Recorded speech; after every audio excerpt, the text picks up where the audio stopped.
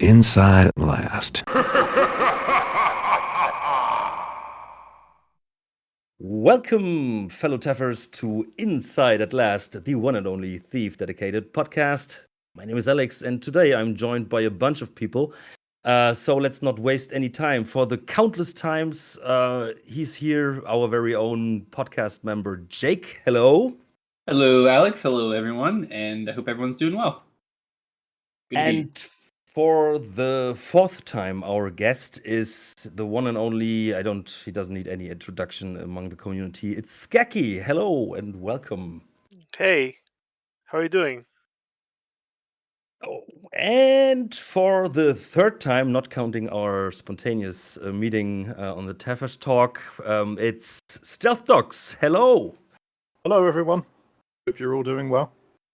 And last but not least, for the second time, I think she also doesn't need any introduction. Thanks for joining us, Dana Nightingale. Hi, so nice to be back. Yes, and we are very happy. The last episode was well received by the community, and I think it was very interesting. But this time, we thought we take the opportunity because it's like Dishonored 10th anniversary, and also Deathloop just got released with a Golden Loop update.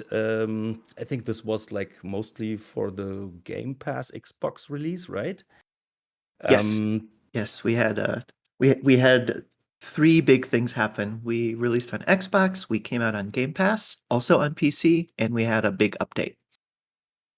Yeah. So, what a better month or time to discuss both of the games and your work on all three of them: Dishonored 1, 2, and Deathloop. And thanks to all the TAFFERS that sent in so many questions. I hope we can cover them all today. If your question is not in there, then it might have been deleted by the review of the very nice PR people of Bethesda Arkane.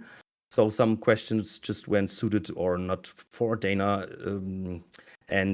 So maybe 1, 2, 3 questions are not in there. I'm sorry for that, but that's how it goes.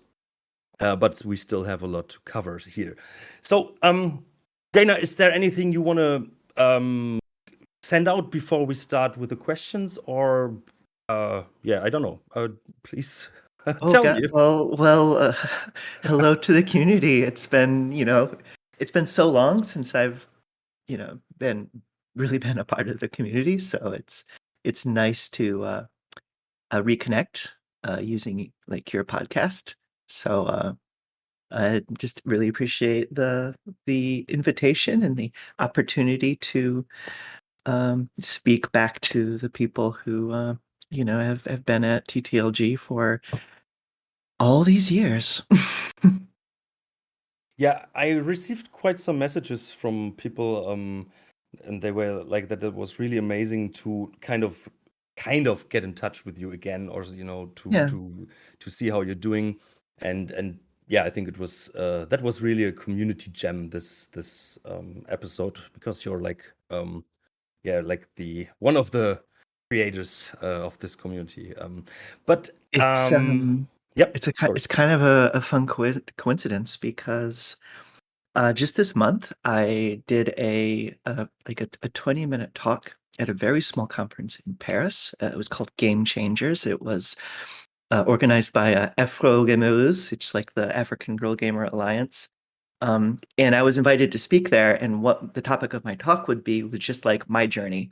So I had to like take 40 years and condense them down into 20 minutes. But the cool coincidence of doing this these two things back to back, like 3 or 4 days apart, was I went back while I'm writing my talk, and I'm like going to the Wayback Machine and looking at TTLG.com, how it looked back in like 1999. It was really amazing how much I had forgotten, and how much like looking back at the humble beginnings, taking a peek at Sam Terraverdi's a Triathlon corporate network site that was like built off of I think it was iCode.com, and it was like itode.com/System Shock or something like that, and just reviewing all those old things and like finding the article where the news broke of that an unofficial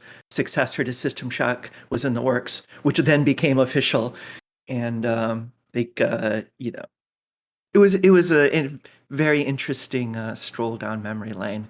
Of course, in the actual talk, I had to go very quickly, so it's just like, you know, there was this game being developed called the Dark Project and System Shock 2. So I got together with some cool people. We made this website called TTLG.com, and then like I have to move on.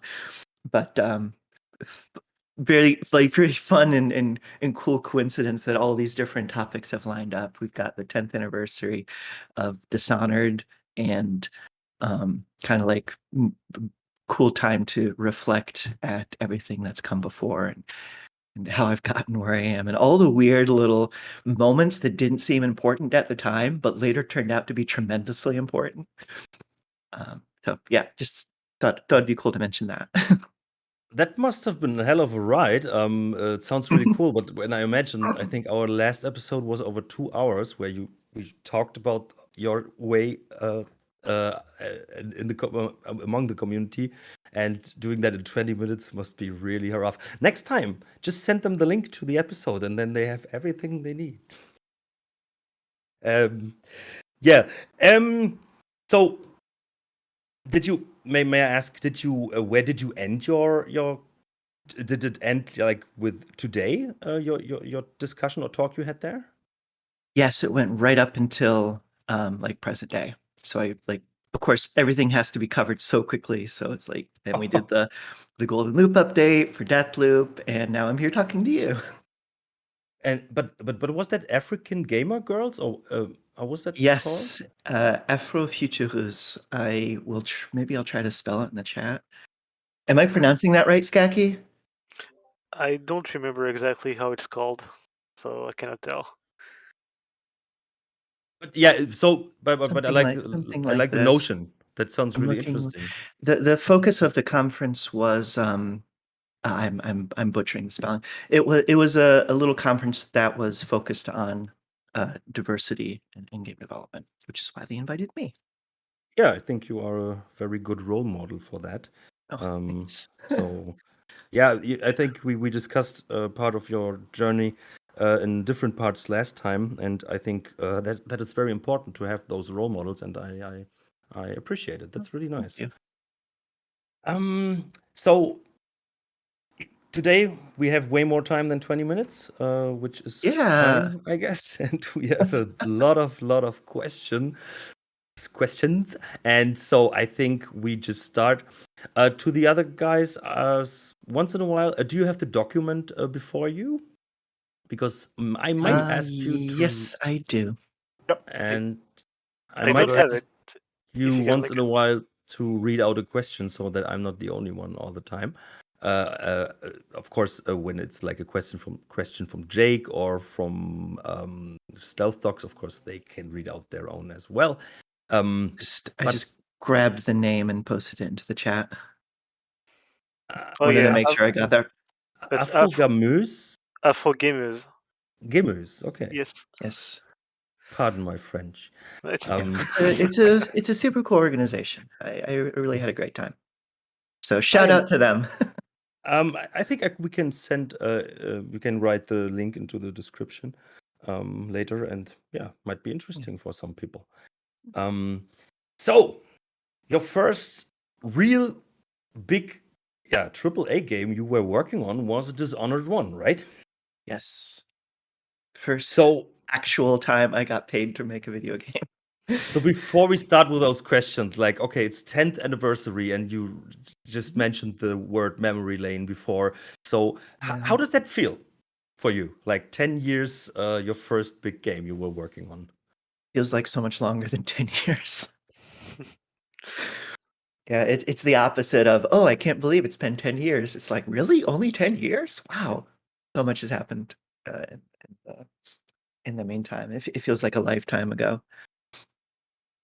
I can imagine that because, of course, in the research, of course, for the last episode and this one, of course, you type in Dana Nightingale on YouTube, and then you see like all the panels you have given and interviews and stuff. And yeah, I can imagine that it feels really strange because the time flies by when you have so much to do. And I think it's pretty. Is it exciting still for you? Yes, absolutely. So then you're at the right place. Mm-hmm. So Dishonored 1, Seth, our very own Seth from our podcast, he has a couple of questions. He also works in the games industry over in Canada. Oh, cool. And Which studio? Yeah, that's at the moment he has no studio. He was working Okay. at Microprose. I think they have a new division somehow, and it's a really small indie game strategy. Yeah, Jake, am I right? Did you? Yeah, it's like it's an RTS, I believe, like in that field, and is And I think it yeah. was Microprose. Yeah, I'm not surprised that it's Microprose then. Yeah, Considering they do all kinds of strategy games, like they did them like 20 years ago as well. I was surprised that they're still around. Actually, I remember them like from the 80s, 90s. Yeah. But Same. so I thought it's Trailblazers. like maybe like Atari today, but no, it's still the same company as far as I know. So he asks, first, could you please describe the atmosphere on the production? Set the scene, please. How was it? It's kind of hard for me to really give an accurate explanation of that because that was my first time working in game dev. So I think to be able to understand the atmosphere, I would have had to have some context, and I didn't. But I do know some things like factually that probably can help you imagine. If you've seen the No-Clip documentary about Arkane, then you know that there was several years of projects that met grim fates, and many people had been at Arkane for, I don't know, 5 years, and they hadn't shipped a game yet, and it was just one project after the next getting canceled. Finally, they like many people, maybe about 20 people, 12, 20, I don't know the actual figure, were contributing with BioShock 2. So in a way, that was like the first game Arkane had shipped since Dark Messiah. But of course, if you read the credits for that, you see the names of the team members, but it's like it's still a 2K Marin game. But everyone is now finally working on a project that seems like this is it for real now. This is actually going to happen. We're now with Bethesda. We have a publisher that not only believes in the studio, but wants us to make a game that's totally aligned with the studio's values. And I imagine there was a great sense of relief around there, but also like a sense of like, nobody pinch me. I don't want to wake up from this. But again, it's hard for me to say because I was, just starstruck to be working with people who had worked on Deus Ex and Dark Messiah, and one of the level designers, Steve Powers, he had even worked on Ultima 7, Serpent's Isle. So I was kind of mind blown. But no, it's really hard for me to say exactly what the atmosphere was, but I feel like it was pretty positive. I can imagine that. Especially what I could imagine is that you're coming from Thief, the history of Thief, and suddenly you're working on a game that has obvious similarities. And I think this could lead to the second question from Seth. In what ways did the team want to emulate Thief? I see Dishonored as a game really with like let's say 3 parents. I think that the biggest influence overall was Deus Ex, which makes sense because like Harvey Smith was one of the creator directors on the game, and that's his origin, and many of the same designers. A second one I can like easily say was specifically BioShock 2, not BioShock in general, but BioShock 2. Many of the people who are working on Dishonored had just been working on BioShock 2 like the year before or even more recently because there was some DLC for that game. So that was still very fresh. And the whole like primary weapon in one hand, power in the other hand was very Bioshock 2. The thief influence, I feel like, isn't necessarily as strong as the other two, but it feels stronger because the setting is closer to thief setting. Like the Dunwall is not dissimilar from the city, the whale punk / diesel punk aesthetic, not too dissimilar to the steampunkiness of Thief. And of course, there's the stealth element. But in general, I don't think the team set out to necessarily make like a spiritual successor to Thief, but Thief was definitely like part of the brew that they were concocting. At one point, there was Corvo had a longbow. It was eventually decided, like, no, we always want the player to have access to 2 pieces of equipment at all times. Therefore, the longbow doesn't fit. But even then, the longbow was like this, technical contraption, very similar to the crossbow that we eventually shipped. So, again, not necessarily direct lineage to Thief there. I think the Tallboy's longbow is a good example of what Corvo's longbow looked like. It's not exactly the same design, but similar. So to answer the question, what did the team want to be like Thief? Just I think the feeling of being in this world where everything favors the rich and powerful, and if you're not in that group, you kind of don't have much hope. And that's where the figure of the outsider comes in, of like offering power to the hopeless to see what they do with it. And of course, the outsider could be seen as a figure similar to the trickster, but I don't think that was actually the inspiration behind this character, though you can certainly see the correlation. And just the idea that you're like Thief, you're not really a glass cannon, but you are still like made of glass. Corvo is definitely a glass cannon. He's fragile, but he's powerful. So the fragility was certainly something that crosses over. Where like J.C. Denton's probably can be built as more of a tank. You're never going to get Corvo into a tank, but he eventually has Garrett's voice, but that came much later. Yeah. Yeah, that's Dishonored too, but we will come Yes. to that. What I you just said that you always wanted to have like 2 weapons accessible to the player. Yes. And I just replayed the whole Dishonored 1 some weeks ago, and it was so confusing for me. So often I just tipped the right mouse button, because I'm coming from Thief, and then I always shot like my Yeah. bolts around. So I really needed to get used to that again. But I think the real difference was like the fast movement. I think that's one of the biggest. I don't want to Yes. say advancements. I think it's just a difficult approach of going through the levels. But it gives just that feature. Just gives it a totally different feeling, in my opinion. Because you can like drop off the place. I'm sure I'm going to get the story wrong, and I hope that Harvey's listening so he can correct me. But I believe Harvey told the story of like, I think it was Doug Church who was having this conversation with, which was something like, what would you do differently if you did Thief now? And the answer was, I'd make Thief fast. And that was one of Harvey's like guiding principles behind what are we going to do different here in this game? We're going to make Thief fast. Yeah, that's actually a nice approach. So what just comes to my mind, the last time you told us together with Skacky that you now have someone for the Thief Alliance in the studio, because most people are more into the Metal Gear Solid thing. So I wonder if like Drives me crazy.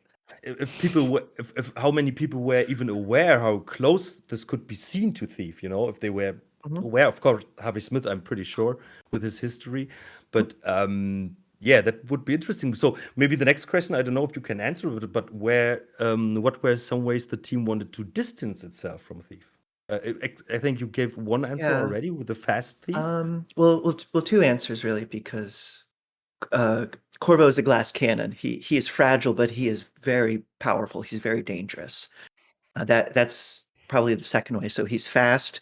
When he hits hard, and he's agile. He's much more mobile than Garrett was. Though I feel like if the technology had been a bit more advanced, Looking Glass would have made Garrett just as agile as we made Corvo. But other ways to distance is I think this isn't a game where you're always on your own.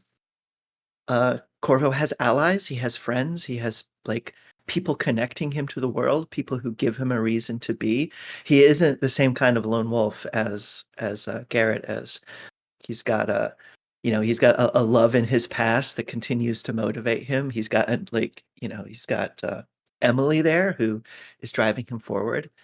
So just like story-wise and context-wise, that's very different from Thief. And in my mind, that puts it like that's the biggest principle that disconnects the two, where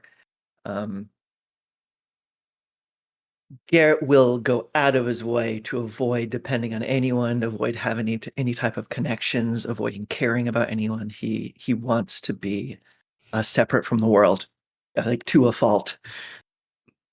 That's actually very true. And I'm just thinking of imagine that if Garrett wouldn't have his voice, then I think he would just be nothing to identify with. And I think since Corvo isn't talking in the first game, but as you said it, like the other people are connecting him to his world and are commenting on the world, and I think that gives the balance there.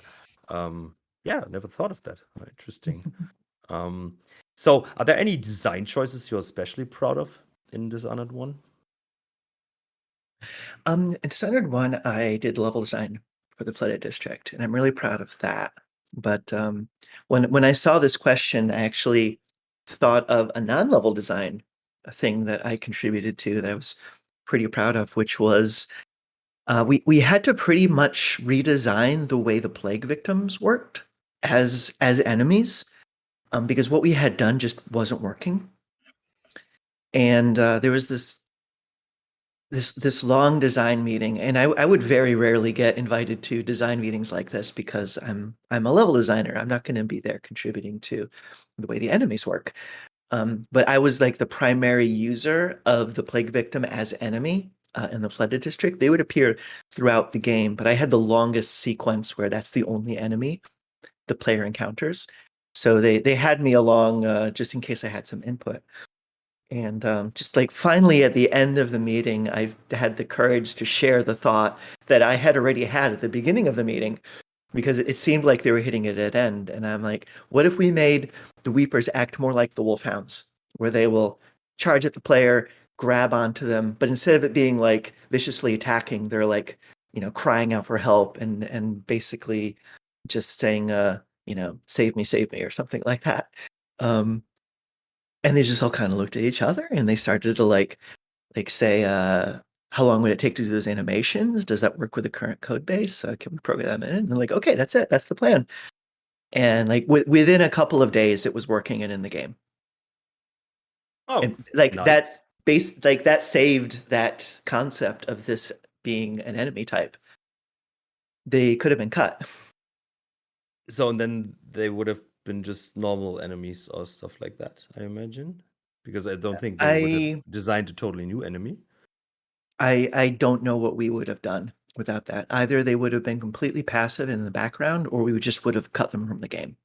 But I can see some similarities to the System Shock 2 enemies, actually. When they're crying for help or kill me and stuff like that. So I hadn't thought of that. And for me, I think for the player, they're just like zombies, in my opinion. They behave mostly like zombies, I would say, or junkies. I don't know. But yeah, I like them, and I don't know. Seth somewhere said thank you for the Flooded District. I think that's one of the most beloved levels as far as I know, and I really enjoyed it in my replay. So it was a nice touch. Can I quickly? What changes? Yes, of course. I just wanted to jump in here on the concept of the Weepers, because they immediately struck me as being a fairly unique enemy because unlike in the Thief games where you have these very supernatural entities like zombies and who are victims in themselves but are obviously possessed by magic or something, they're very obviously antagonistic towards you.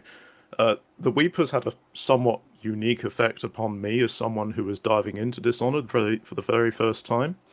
It was interesting to come across an enemy that I didn't perceive as an enemy. Like you were saying, Dana, they're victims, and you're certainly from my perspective, I was trying to avoid them more out of pity than anything else because I just thought, Yes.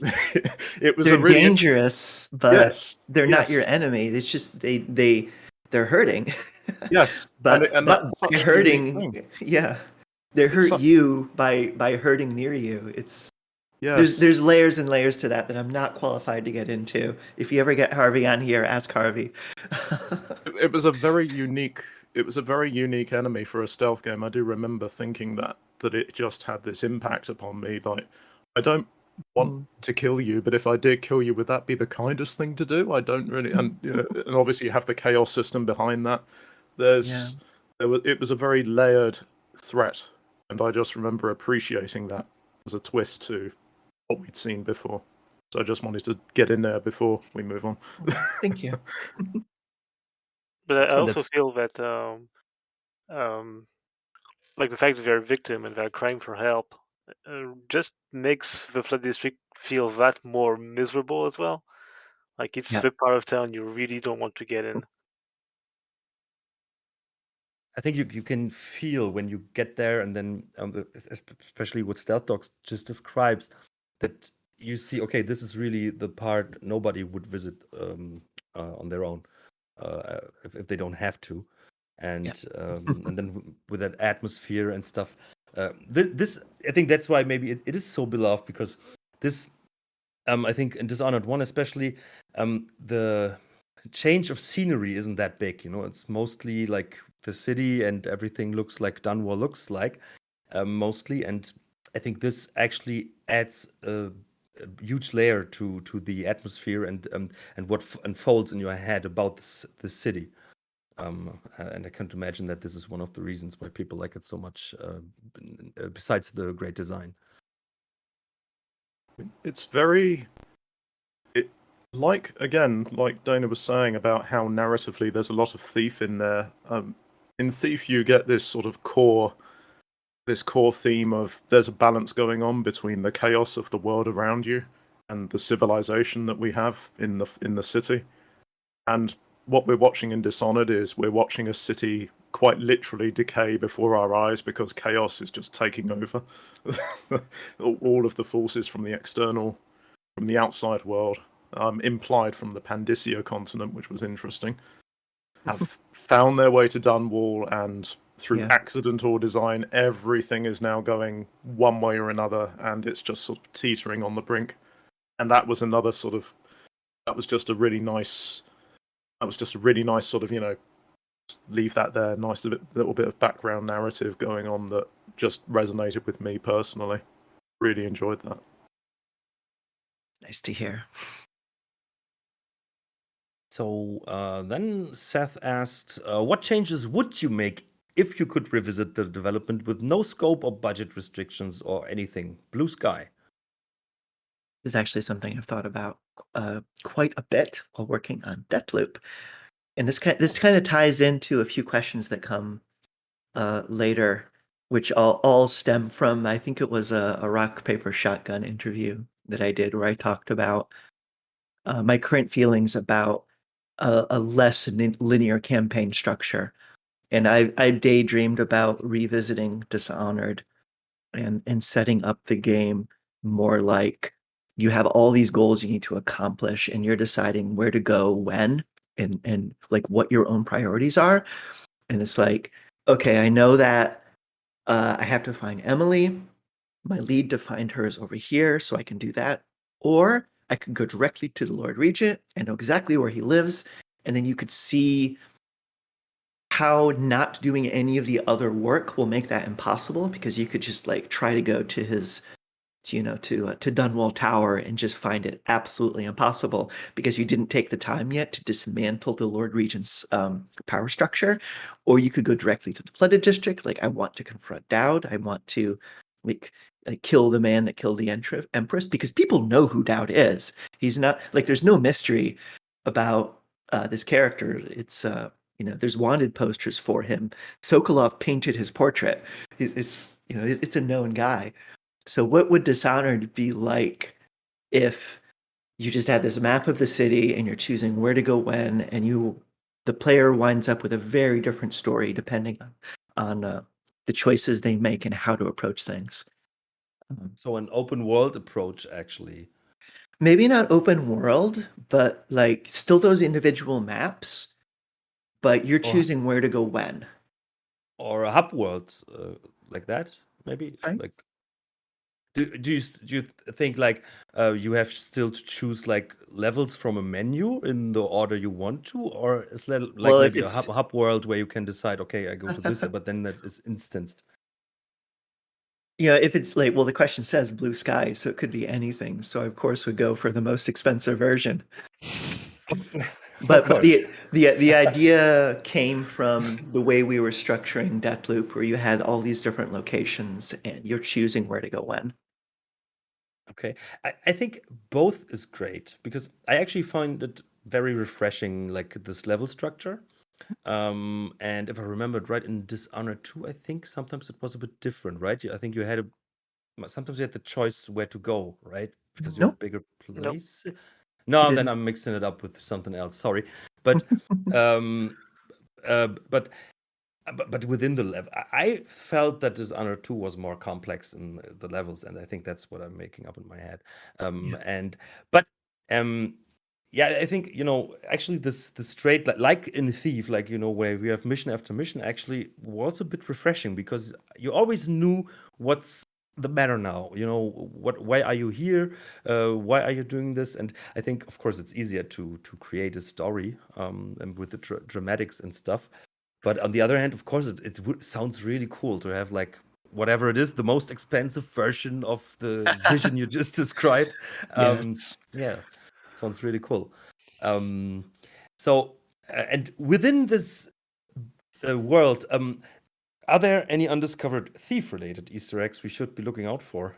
I think that the keeper training is very famous, but is there anything maybe that wasn't uncovered?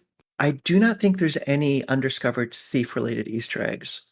I did, however, put a TTLG-related Easter egg into Knife of Dunwall, and I don't think anyone's ever found it. I just use the names of some friends from TTLG in some of the texts in my map in Knife of Dunwall. That's it. What? Okay. I know what TAFFERS will be doing now. I don't think I caught that actually.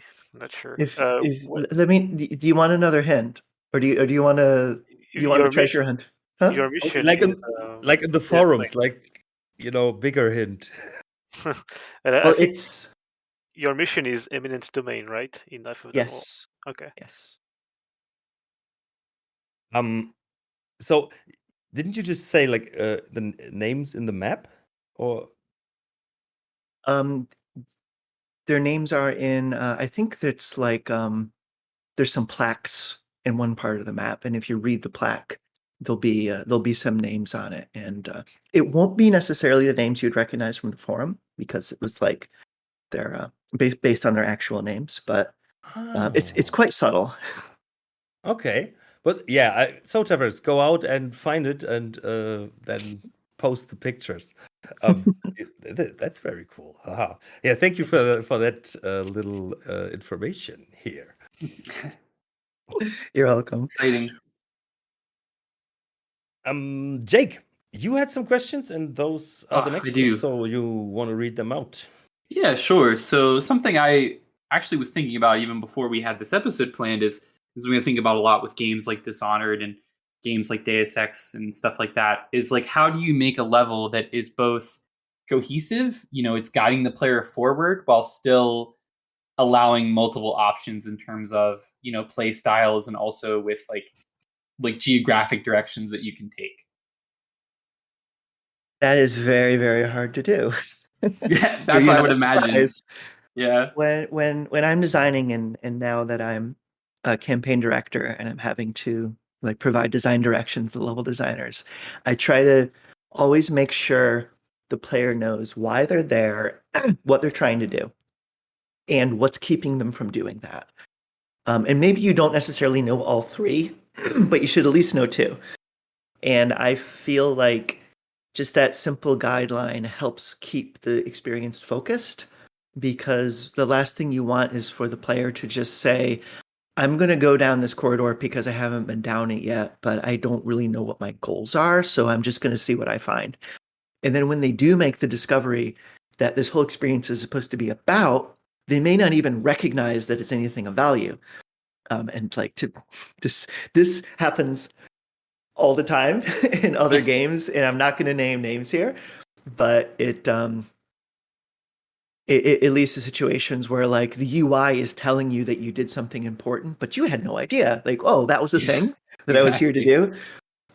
So it's very hard. We're not always successful, but I feel like if the player knows, you know, why they're there, what their goal is, and what is the thing keeping them from their goal, then you're going to have, in some ways, a more cohesive experience.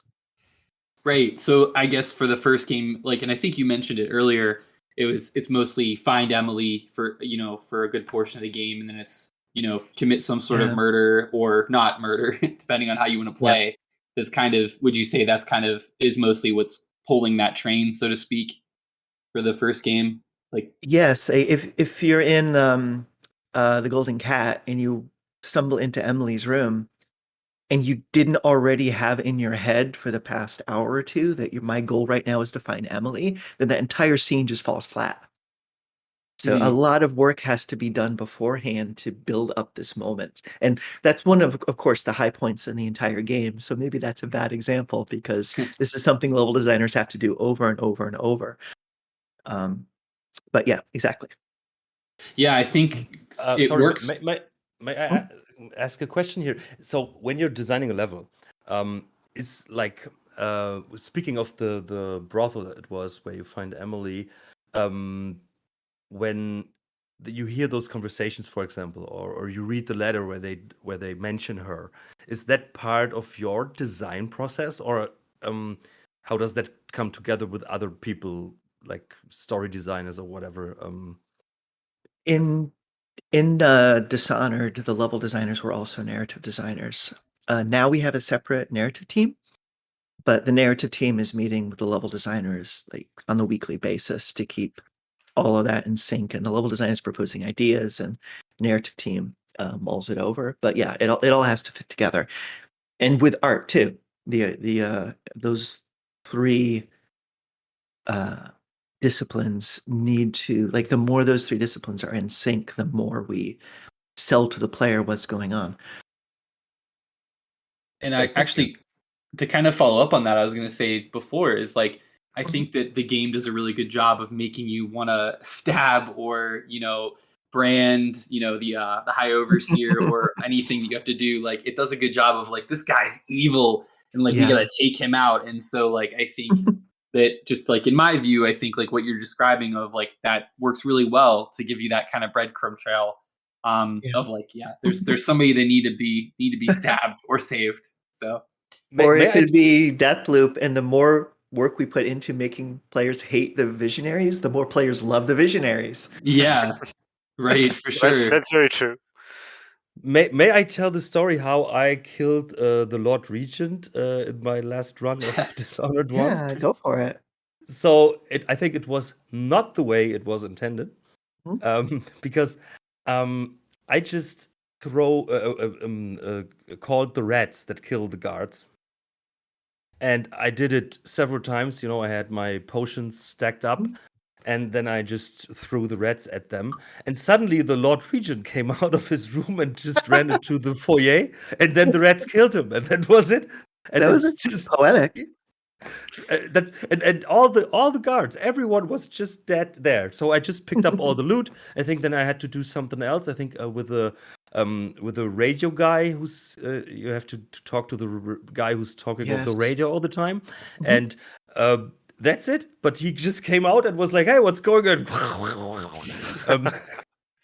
So Perfect fate for him. yeah, exactly. I didn't feel bad, but I was like, no, this was not intended from the designers. I'm pretty sure. I don't know if you were aware of that that this could happen. Oh, yeah, totally. Okay. But, okay. So you were fine with it. Oh, yeah. Okay. Absolutely. Okay. Yeah. I was like, oh, maybe I found something. Like Okay. we would rather something happens that turns into a personal story that you can tell than for it to be like, oh, the scenario that I designed perfectly is the one every player gets. Like, we'll still put a lot of work into that one scenario, but if a player has a wildly different experience, that's even cooler. Like, Yeah, for it's example, natural. the last time I killed the Lord Regent, I knocked him out, took him right to the highest point of the tower, and threw him into the sea. Satisfying. Perfect. Yeah, that's actually really great because then his body won't be discovered, or maybe he will, don't know, and he will end up in Kanaka at the beach. Oh, no, I think the fishes are gonna eat him. Oh, of course, yeah. So perfect. Hungry fishes in Dishonored. Yes. He was just knocked out. He accidentally ran through the wall of light that I'd reconfigured to be friendly to Oh him. yes. That is funny as well. Yeah. There's so many ways to mess with AIs in Dishonored. It's really fun. Yeah, that's actually really great. Yeah, with all the different ways. I think those how were they called, the gates of light? Walls of Light. Walls of Light, right? I think they were so much fun, and then that you can do different things to them. Just turn them off or just change the circle. Yeah, that's so much fun, and all the different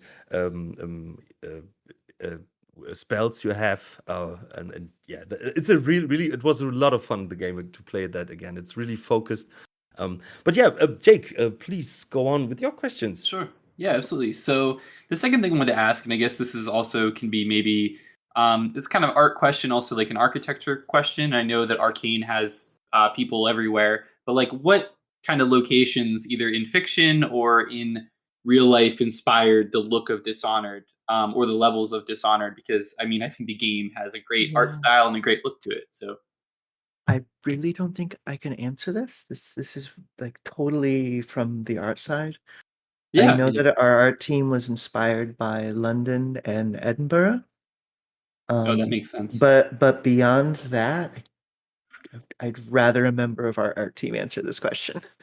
Yeah, absolutely. Yeah, no worries. But that makes sense when you say like it kind of obviously it gives off London and kind of in a certain time period and kind of vibes. So that absolutely like makes sense when you think about it. Although I didn't make that connection, but it's obvious when you mention it. There's members of our art team who to this day refer to Dunwall Tower as the White Tower.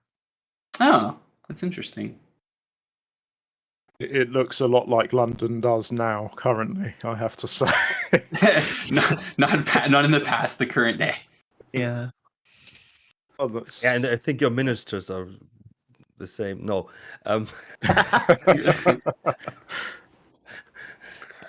Yeah. So Jake, please go on. Sure. So the last one I kind of had just for Dishonored, and you kind of touched on this earlier because I think Seth's question kind of intersected with this. But if you have like one, I guess maybe to focus it in, if there's one piece of a level or one scenario that you could kind of change. And I also found, I just want to, I guess, add an addendum to that. I found your answer about redoing the game to make it less linear, and also to kind of allow the player to kind of make it as hard or easy on themselves depending on what order they do the objectives, to be super interesting. And it reminded me a lot of Breath of the Wild, how you can kind of go right after Ganon. Yeah, me too, absolutely, because you can go right after Ganon, and that's like a really bad idea. But you could also decide, hey, I'm going to get every piece of armor and upgrade it. I'm going to do every shrine, and then you can go after him, and it's super easy. So that reminded me a lot of that. But my answer to this is very similar to the other one, but the difference is that I already knew the answer to this while we were shipping Dishonored, I already knew that if I had the chance to redo the Flooded District, I would make it much more of a hub, and I wouldn't require you go through Dowd's base to escape the district. And I wouldn't put the you have this whole adventure with Granny Rags and Slackjaw on your way to the Hound Pits pub. I would also would have wanted to put that as like a side thing that you could choose to opt into if you wanted. Rather than it being like you're being railroaded through this just gauntlet of horrible experiences to get back home. It's like instead design it more like if you want to just like get back immediately to the Hound Pits and just like I don't care about Dowd, I don't care about Granny Rags, I don't care about my gear.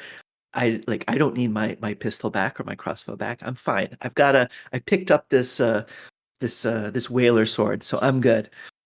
I would have made it more like that. I do not know if the design direction or level design leadership would have agreed to that plan.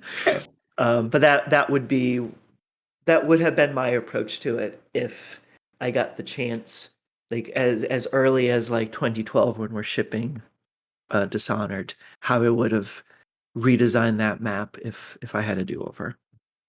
That's a great answer, and I like the level, but I think like what the scenario that you just proposed is really interesting because I'm kind of imagining it in my mind. Like what you said said it really perfectly. Is kind of the level is kind of a gauntlet where you go through these different scenarios. They're all great, but I'm imagining more of what you're saying is more like like you're in a wheel and like there's different spokes, and the different spokes are like different scenarios that you can visit. So you start off in maybe more in a central location, and then kind of pick it off. But I think that runs the risk of losing the Flooded District is like the second worst day of Corvo's life. Yeah.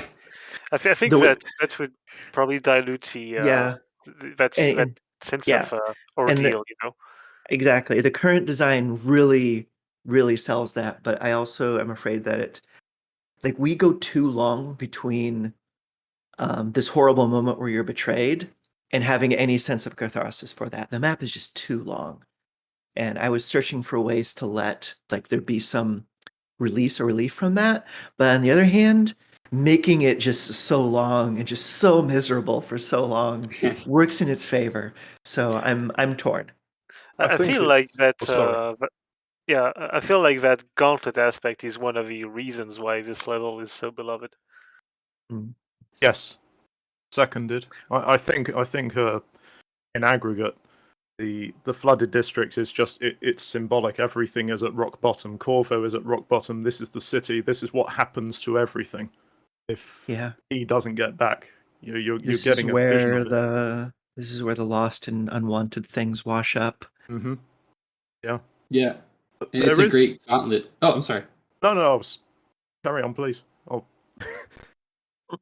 That's good. I was gonna say it's a really great gauntlet. I guess I'm kind of going off of what you were saying, Stealth Docs. Like you have nothing, and so you're starting off basically at zero. And I think what you said, Dana, is really applicable. Like it's kind of half a dozen on the one hand. It's like it's linear and it kind of gives you that feeling of oppression, and it does it so well. But I also see the other side of why you would maybe want to do it differently. So I think that's really interesting because it's I can see the benefits in both approaches. Sure. There is actually an element of that in an earlier level in Cordwin's Bridge, because I was thinking of Sokolov's Mansion, and you can just skip that completely if you have Blink at level 2. True.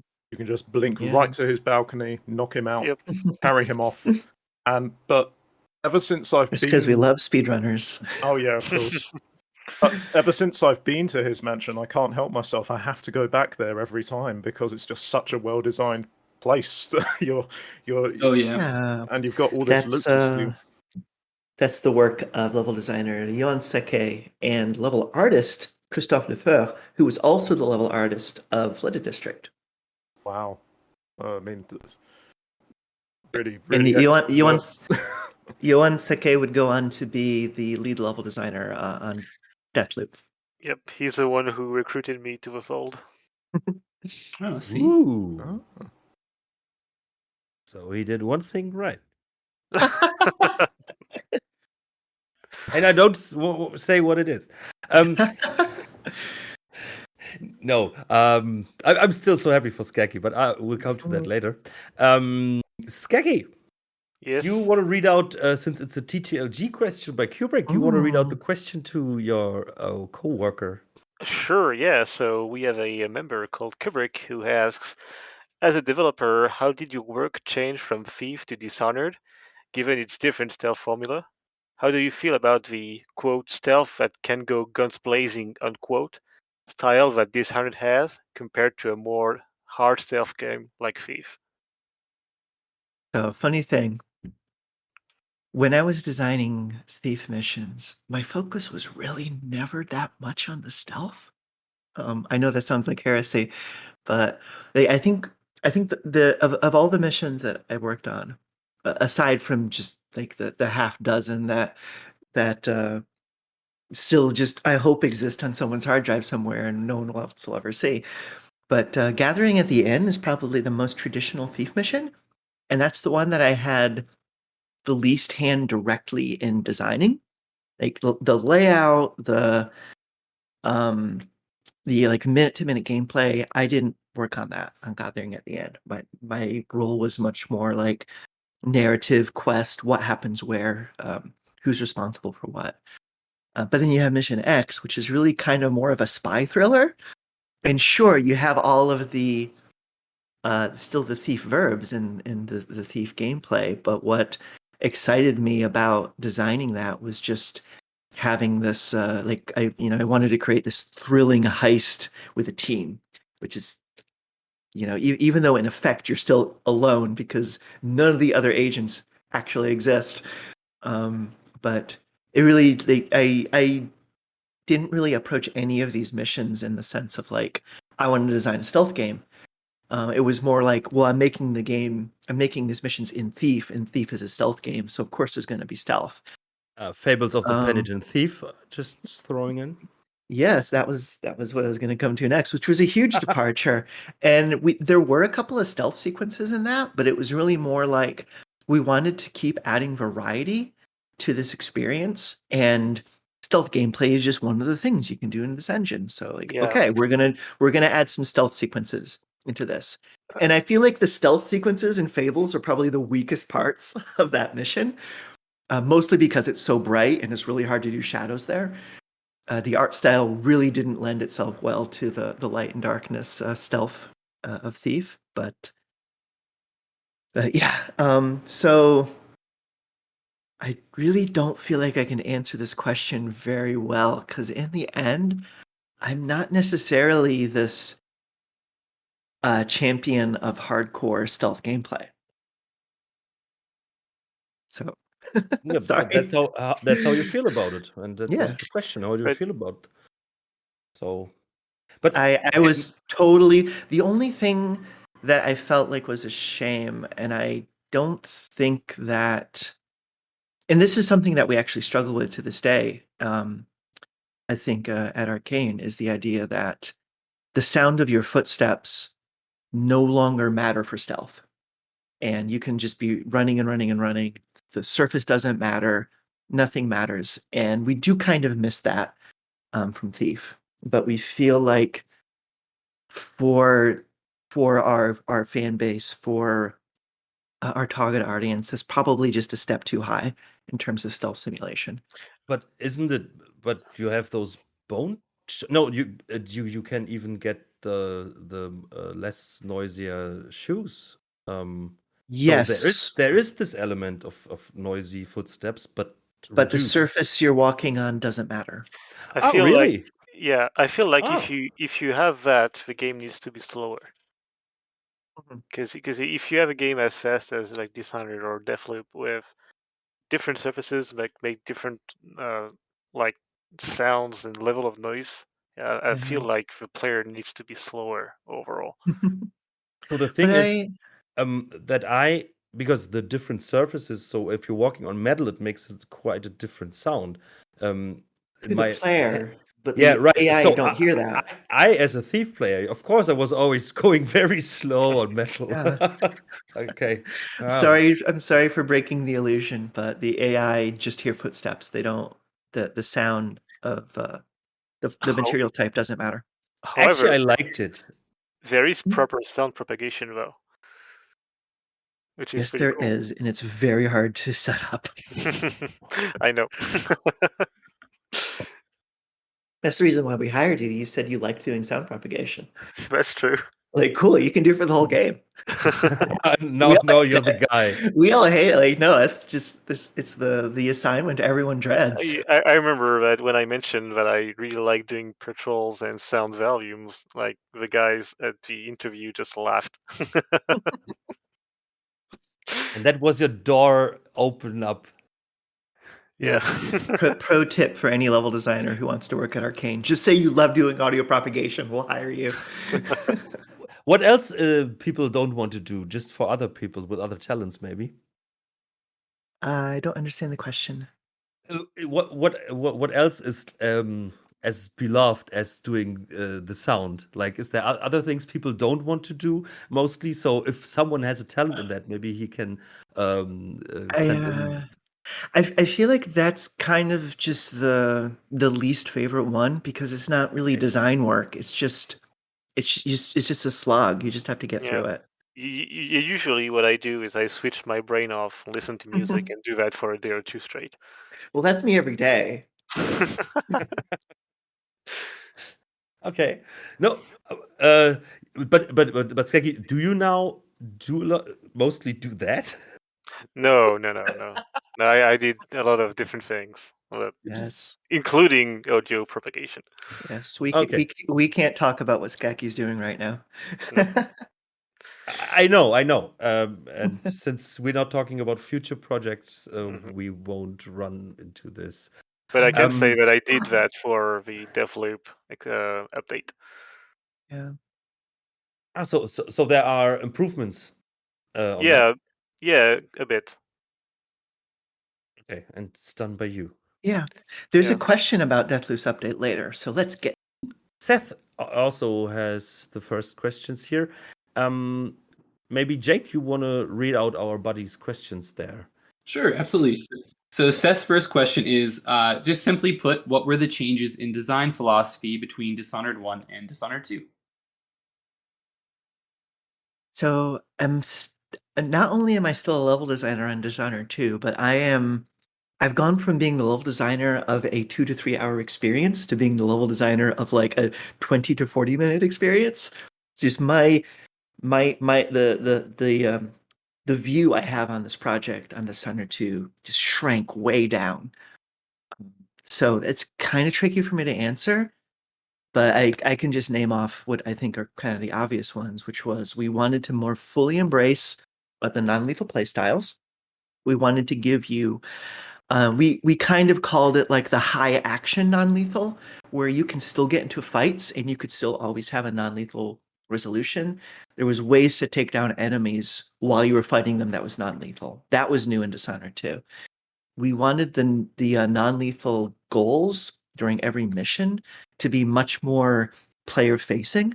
So whenever you go into any mission, it's already just built into the way your objectives are structured that there's going to be a non-lethal solution to this.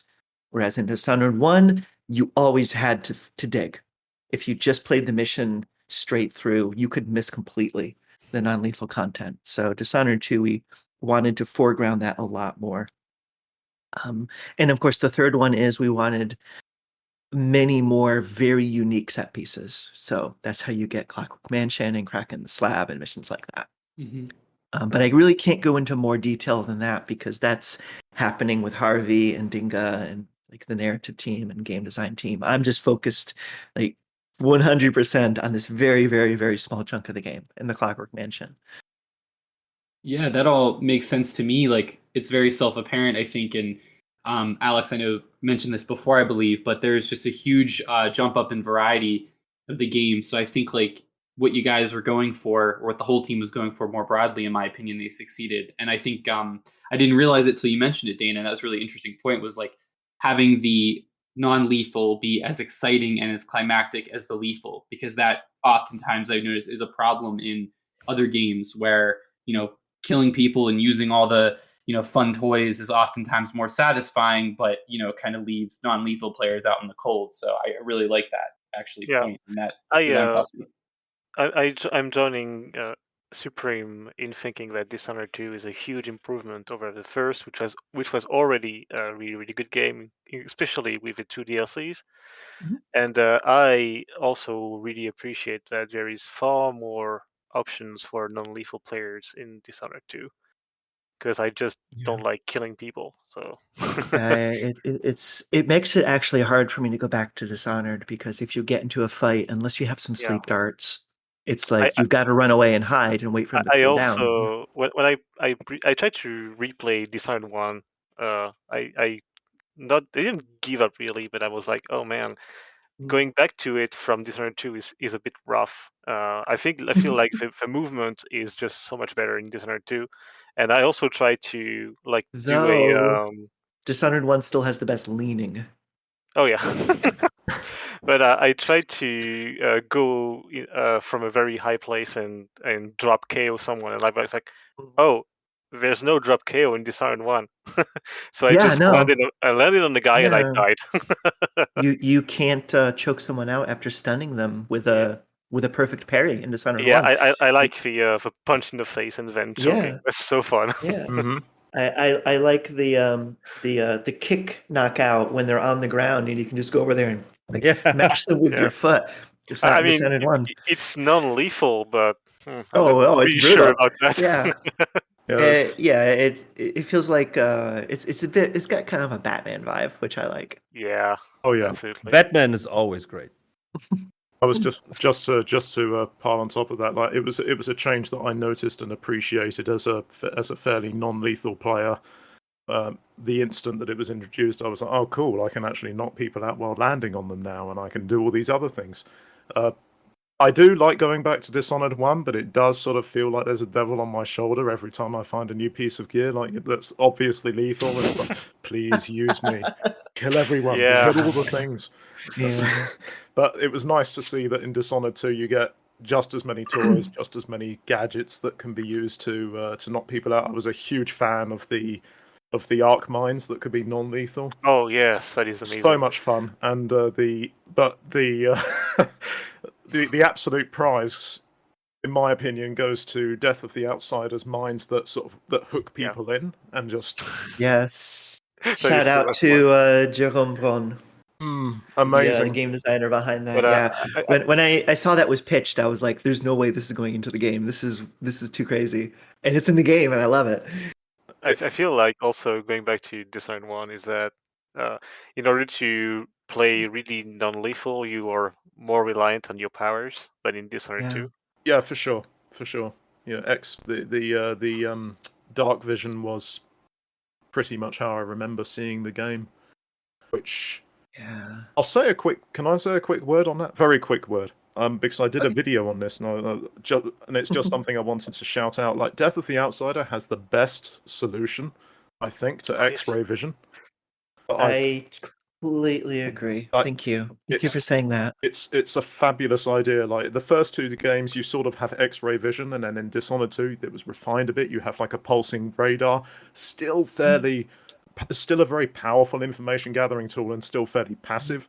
But in Death of the Outsider, oh man, just absolutely I really like the ability to phase out of your body really and just to scout ahead with no risk of being seen. Yes. It's really like when you play Thief, I usually see players sometimes when they stream the game like make a quick save or run somewhere, assess your environment and reload, and I know what there is in front of me. But I really liked that in Death of the Outsider, that you can just phase out of your own body and just explore, and also it's made finding bone charms and runes more interesting as well. Sure, I think. Sure. Very quick, funny story about that. Sorry for interrupting. No, that's all right. I was just going to say there's an element of risk to it as well, because you have to find the stuff in market, and if you miss an enemy, oh dear. Yeah. Anyway, sorry. BioShock 2 introduced very late in development the scouting power, which is really not dissimilar to what we did in Death of the Outsider. And the thing that I find fun about this is that nobody who worked on Death of the Outsider, with the exception of animators, there's some animators who worked on both, but it's not the same level design team who worked on these two projects.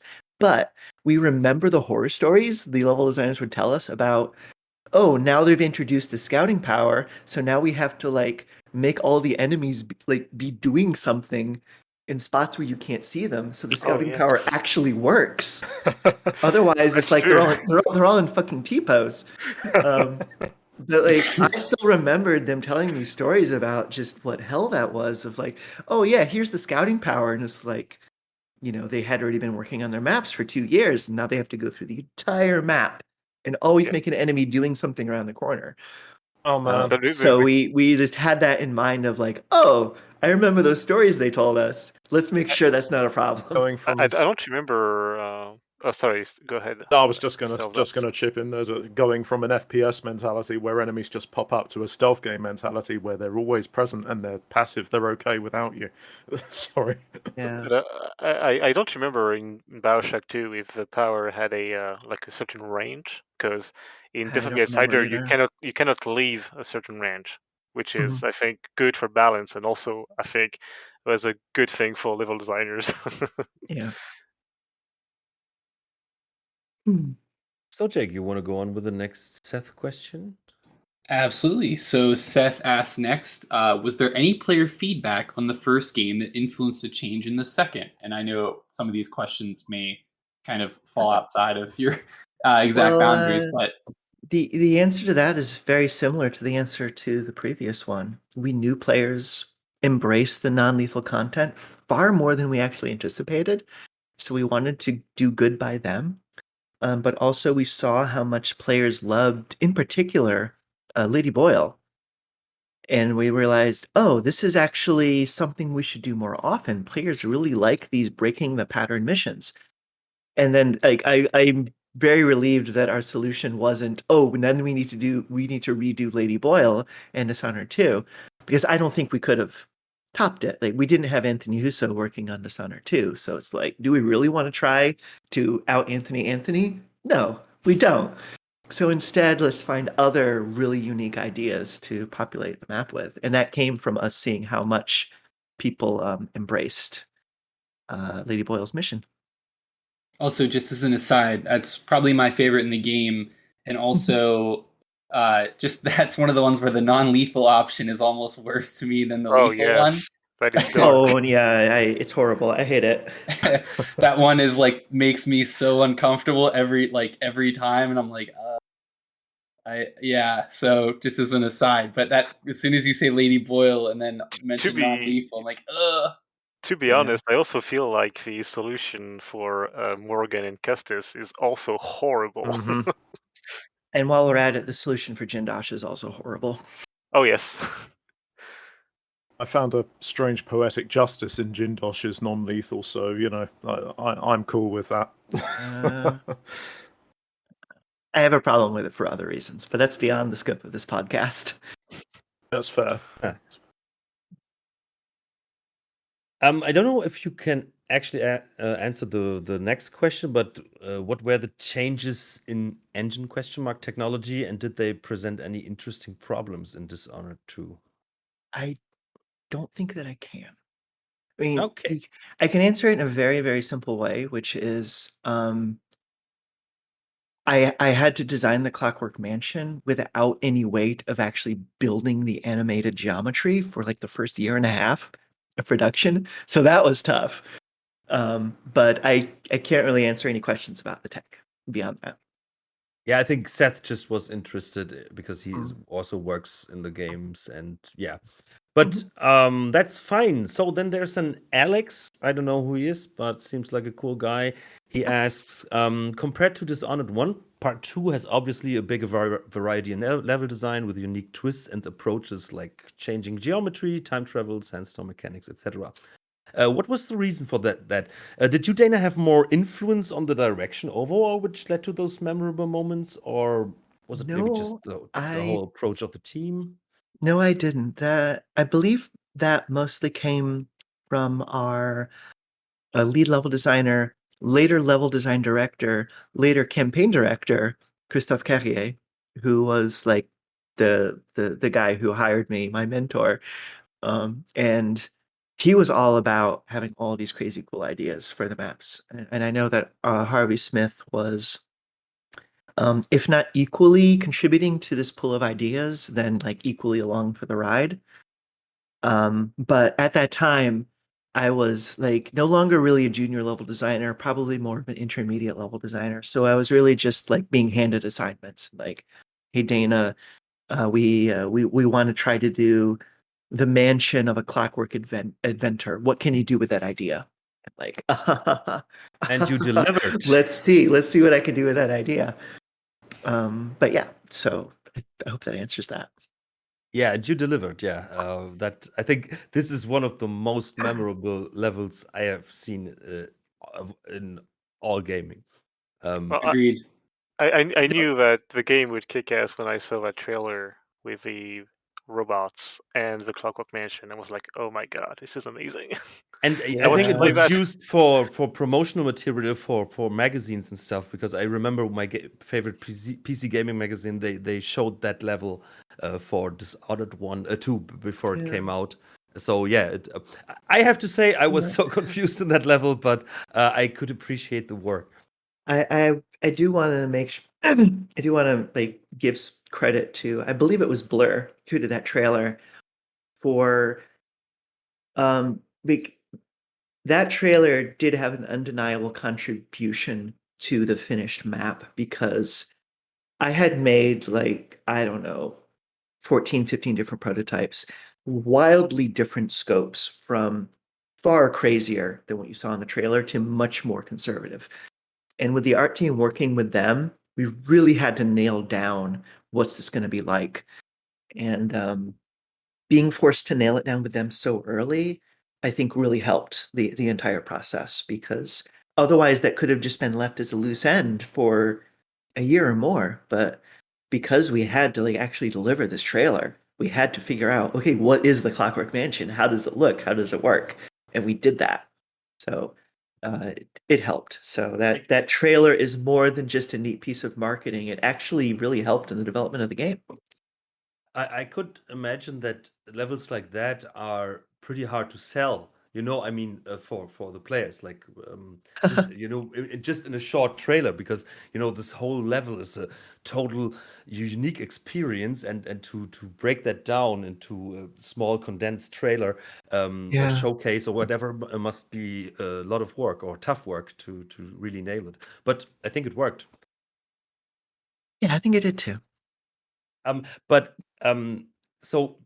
as I said, so Dishonored had like very memorable levels. Was it then a general understanding among the team that those creative levels will be a strong point for the game? Yes, it was established very early that we wanted a collection of like standout set pieces, and there were going to be like the two ultra ostentatious ones of Clockwork Mansion and Crack on the Slab, and a few more like low-key but standout ones. And that's where you have like the Dust District, and that's where you have like I'm sorry, I'm drawing a blank here.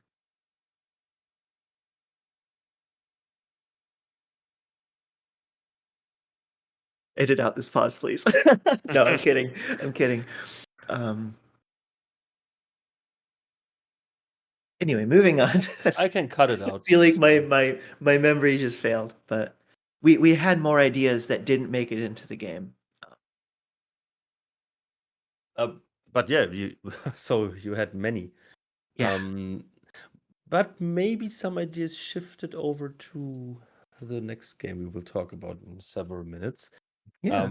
I quickly ask Dana if you happen to play Titanfall 2's campaign, and there's a time traveling mission in there. Yeah. An amazing coincidence that came out, and so did Dishonored. So it's like two totally different games, two totally different teams had a really cool idea for how a time travel mechanic would work in their respective games, and like obviously totally different products.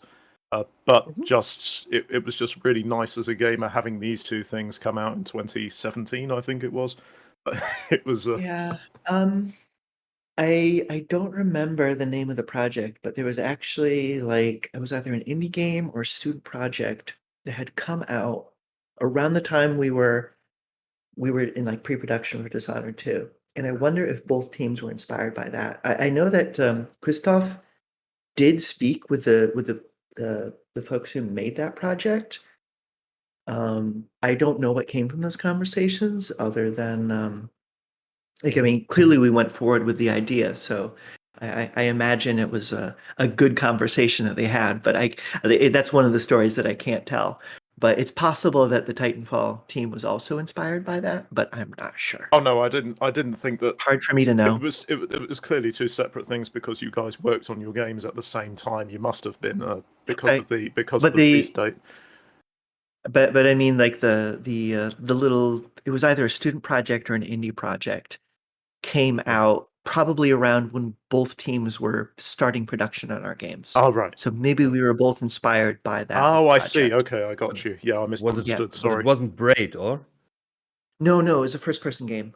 Okay. Yeah. I just Braid it just came to my mind with that time. It was a first-person puzzler. I don't think it was like actually for sale anywhere. I think it was a student project. I'm not sure. Okay.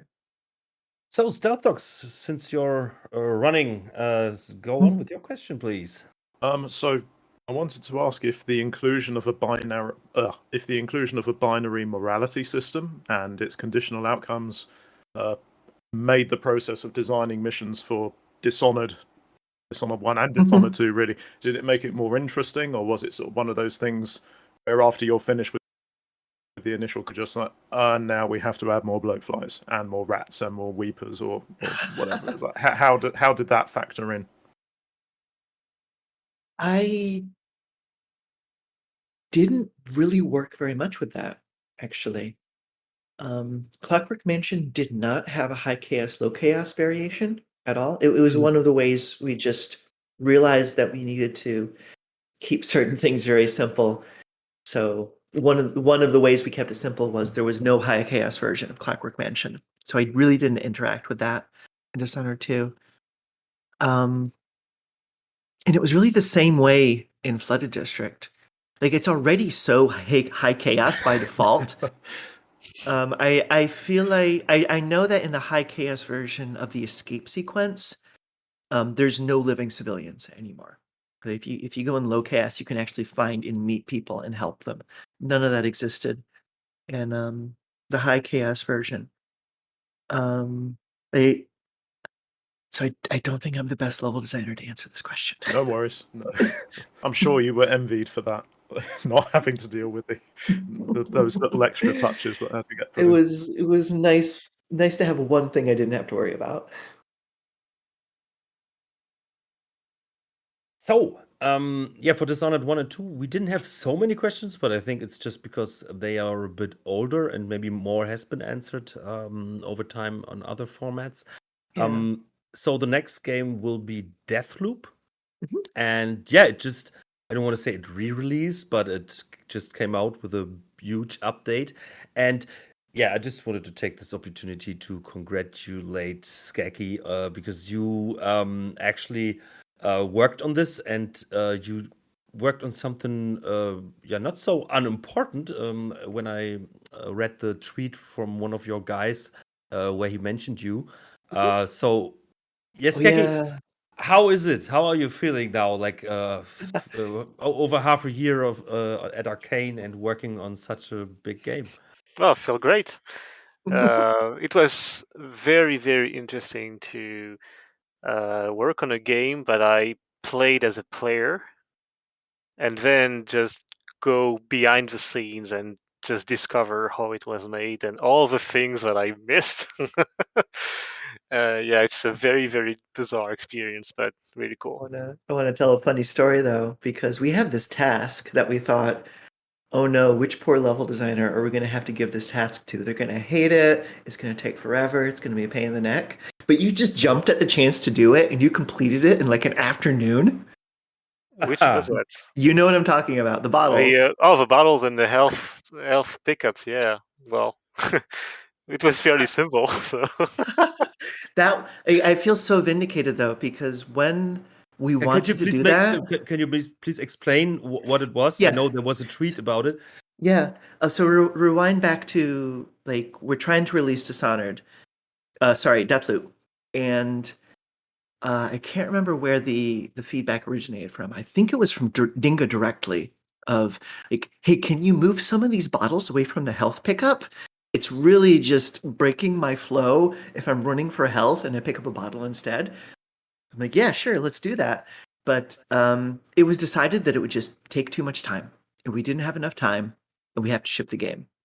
So, like, fast forward, we're doing the Golden Loop update. I'm going through the list of rejected and canceled tasks to see, like, hey, let's continue and complete some of the work that we left unfinished on this game. We have a new chance to do all this stuff. And I see this task. Like, okay, let's do this. Actually, this will be like a great little subtle way to just improve the experience globally for all players. And then it goes to Skacky, and you complete it in like an afternoon. no, like, I see. I took like 2 or 3 days to do it. Okay. Mostly because I went through every health pickup in every map and I documented everything with coordinates and screenshots and exactly what I did. Great job. Great job. Yes. Not the kind of thing most people will notice, but I feel like it made the game a little bit better for everyone.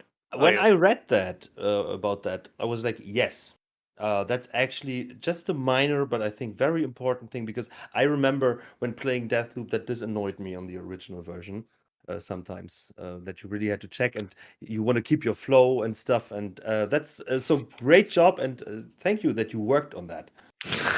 I did read a few messages after the Golden Loop update of people that were very pleased that I did that. Yeah, so I mean, it's a shame that you're not working on the Black Parade anymore, but it's okay. So, Deathloop. Jake, go on. I know you need to leave in about half an hour, so we don't want to miss you with your questions. I appreciate it. So, yeah, a couple questions on Deathloop. I was going to ask maybe just more, getting your opinion on what did you enjoy most about making the levels or the campaign, and kind of how those are more of a replayable experience compared to something like Dishonored. So I designed Alexis Dorsey's mansion. I did the level design for that. That was our vertical slice. So I didn't design all of Updom. I was just focused on Alexis Dorsey's part. And one of the liberating things about working on this map was I knew that I can design dozens of different approaches to this map, and the player's probably going to experience all of them. Whereas when you're working on a Dishonored map, you're still wanting to design all those different ways to complete it, so every player has their own experience, but you know that most players are only ever going to do one. And like, they're going to play through the map, they're going to see this, that, and the other. So it was really a more satisfying design experience to know that if I come up with 5 different ways for the player to get Alexis Dorsey to reveal himself, many players are going to experience all 5. And that just made the whole thing more fun, less stressful, more satisfying. And you could put a lot more time and attention and love into each one, because you know that like most players are going to see all of this. So that was fantastic. And later when I'm doing the full campaign, it's the same. It actually, no, working on the murder puzzle was a lot more like actually working on the Dishonored map, because you know that every player is going to have their own experience, but then that's going to be their experience. Like once you've done the lead, that's it. And if you do, there's many different orders you can do the leads in. You can do some leads in completely random orders. Like this lead is 8 steps, and you can do almost all of the steps in the wrong order, and the lead still works. But in that case, it's more like a Dishonored experience, because then like that's that player's playthrough. No one's going to replay a lead. That's just the way it works. So I hadn't actually thought about that until now. That's interesting, and I can see why that you'd say that it's more satisfying, because I'm sure as a designer you want to make content because you want everybody to see your content, as many people as possible, and that's a really insightful point, because with the replayability, the level that they're not going to hopefully miss as much and get to see all that. So it's good to hear that too, that that's more satisfying for you and that more fulfilling in a way. Yeah, it was a very fulfilling game to work on. Yeah, I can, here and there you can see how excited you always get when you talk about it and or post about it, and we can feel that. I will quickly say that I accidentally didn't follow the leads to find the identity of Alexis or Alexi. Alexis, sorry, because I decided at one point I was like, "F it, I can't. I'm just going to start killing people," and I blew up a bunch of Eternalists with a grenade that inadvertently also destroyed the statue. And then, of course, Alexis comes charging out. And he's like, "Who blew up my statue?" That was just and that made me laugh out loud, because I just thought, this is brilliant. They made him an egotist who gets upset that his statue was destroyed. Like, just totally organic, and I'll remember it as just like. There is a really cool thing to do as well to draw him out when you don't know him. Which Romain Gallego actually did. He's a level designer who took over after Dana became campaign director. And so far, he says that nobody has found it. Oh my gosh. He explained it to me, and it is absolutely amazing and really, really funny. Oh my gosh. But it's pretty hidden. Wow. Okay. We'll have to talk after this podcast. We're learning so much about hidden things in this podcast that we never knew about. Lots of things are getting exposed, or potentially inside at last. Exactly. That's very impressive as well for a game that's been so thoroughly played by a lot of people. That takes some doing. Gamers are very good at finding things, aren't they? Oh yes. So, Jake?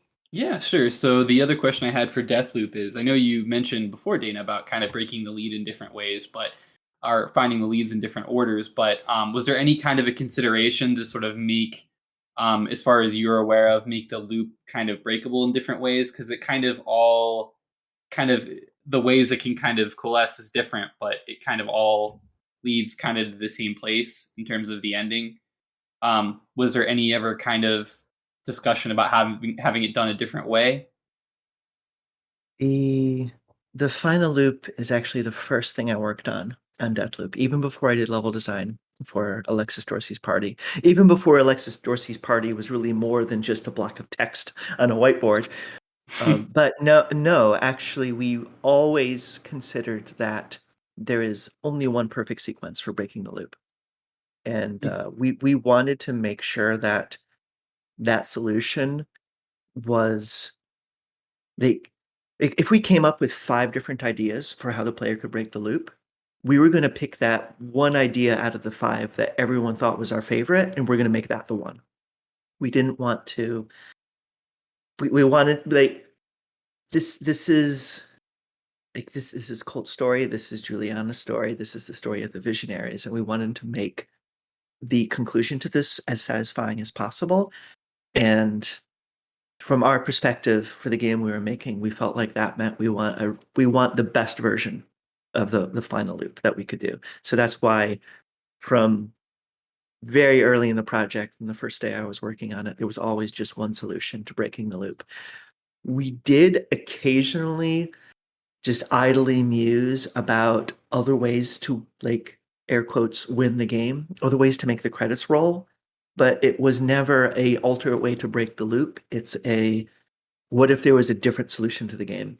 But those conversations never went past just, like, chatting about it over drinks, those kinds of things. Mm-hmm. And I suppose that too, with what you said, is like kind of thematically reinforces, like you said, it's Colt and Juliana's story, and also the fact that what Colt is doing is so difficult. I guess, like, in a way, if there was like, 100 different ways to break the loop, then it would kind of undermine thematically the point of like he's putting everything exactly in the place that it needs to be to succeed. So that was also part of our thought process. Yeah, it shouldn't be something the player can do by accident. Mm-hmm. Yeah, absolutely. That makes perfect sense. And I think it would have made things way more complicated for you guys, because I think just that one thing to pull off in theory and then extract it into a real thing must have been, I don't know how many brains were smoked. Oh, mine certainly. But you're still doing pretty well, talking wise and stuff. So thank you. We'll see how I'm doing in another hour.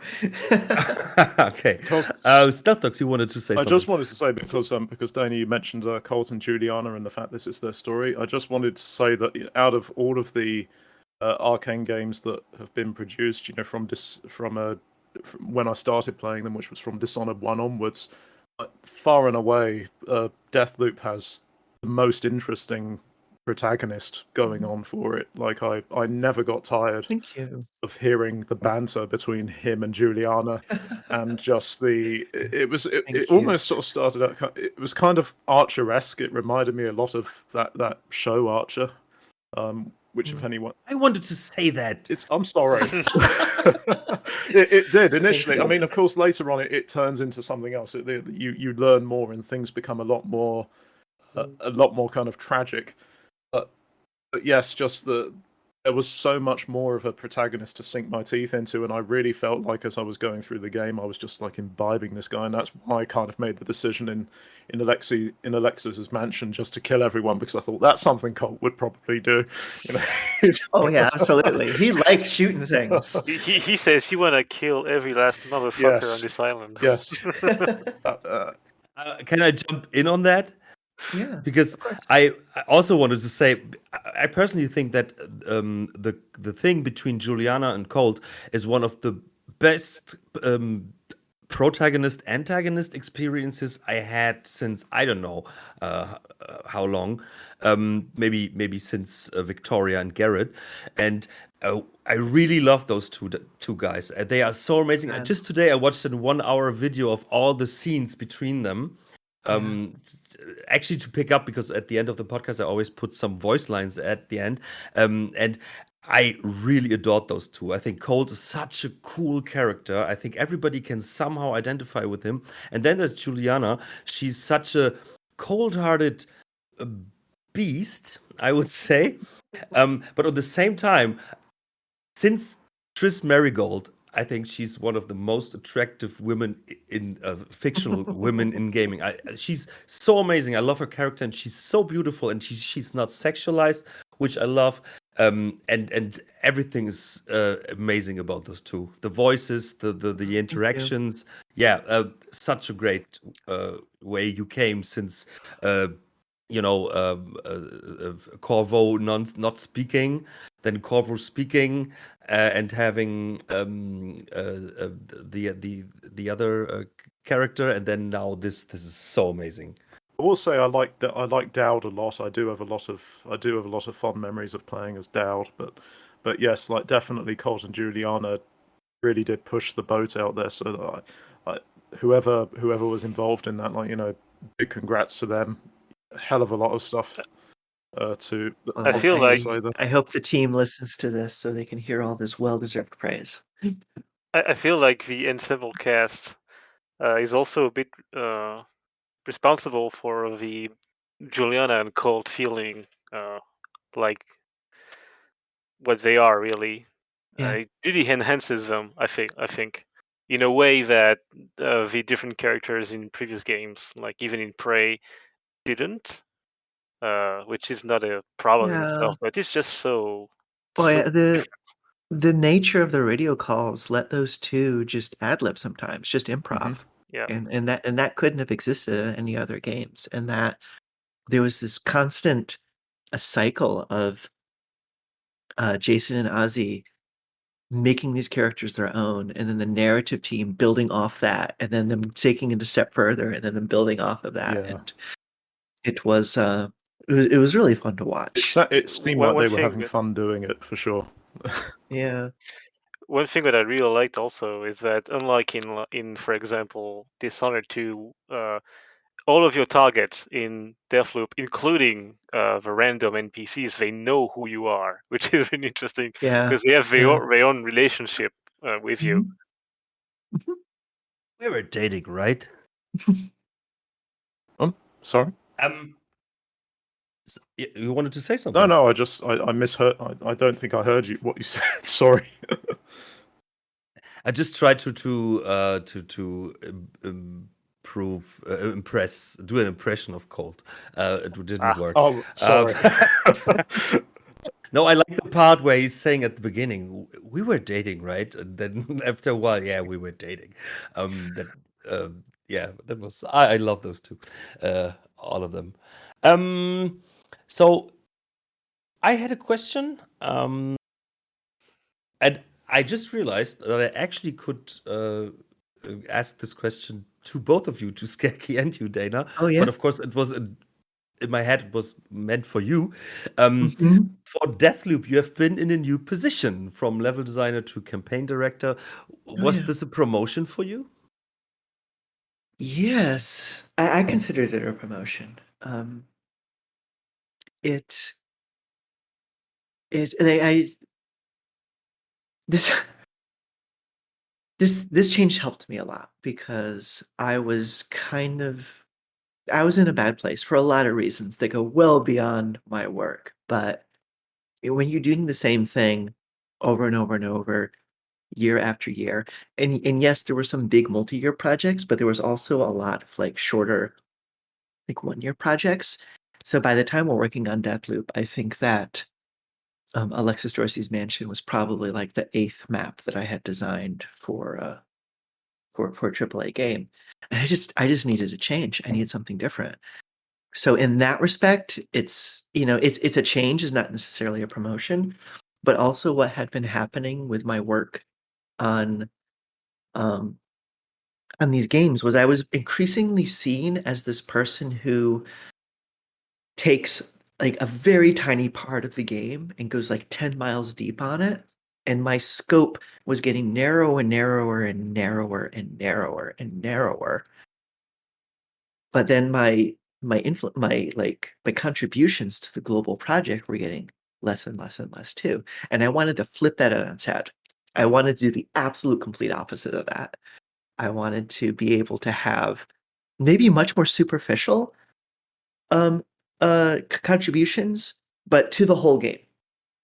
And this change was exactly what I needed in the end, in ways that I hadn't really understood what I wanted. And it's kind of funny because in a lot of ways it became more like what I was doing on the Circle of Stone and Shadow missions, of which there are only 2 in the end. But at a time, it was this whole campaign.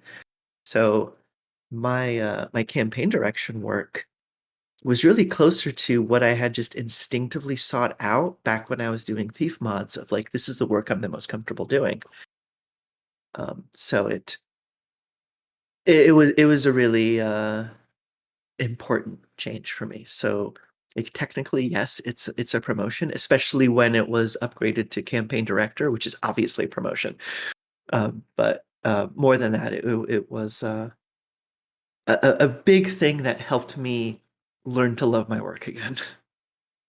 What I can imagine is that for the team as well. Now that you're in this position, and I think that you now have you have to direct more people. But you come from what other people were doing before, what you were doing before other people are now doing, so you can still have that mindset, and you know what you're talking about. And I think that's always very important, because sometimes people are suddenly in that position, but they didn't gain the experience of the, I don't want to say lower positions, but on the other parts, on the and I think that's very important. And obviously you did a great job. So yeah, I'm happy, always happy for people when they are so happy with their work and can appreciate it that much. So Thank you. what in general changed for you, and how did that new approach and responsibility feel for you? I went from, well, like I was explaining, I went from having an incredibly deep and thorough, like to the most minute detail, work on just the increasingly smaller parts of the game, to being able to interact with every member of the level design team, every member of the narrative team, every member of the systems team, and suddenly I'm much more of a global contributor to the entire ecosystem of design at Arkane. I could get into just like the nitty gritty of like the work I do as campaign director and designer, at least for Deathloop. It's a bit different now because, of course, we're not working. It's like Deathloop is finished, so the new game is its own thing. But on Deathloop, I was like the primary task was, we've got these leads. These leads need to be unique. They need to be compelling in their own way.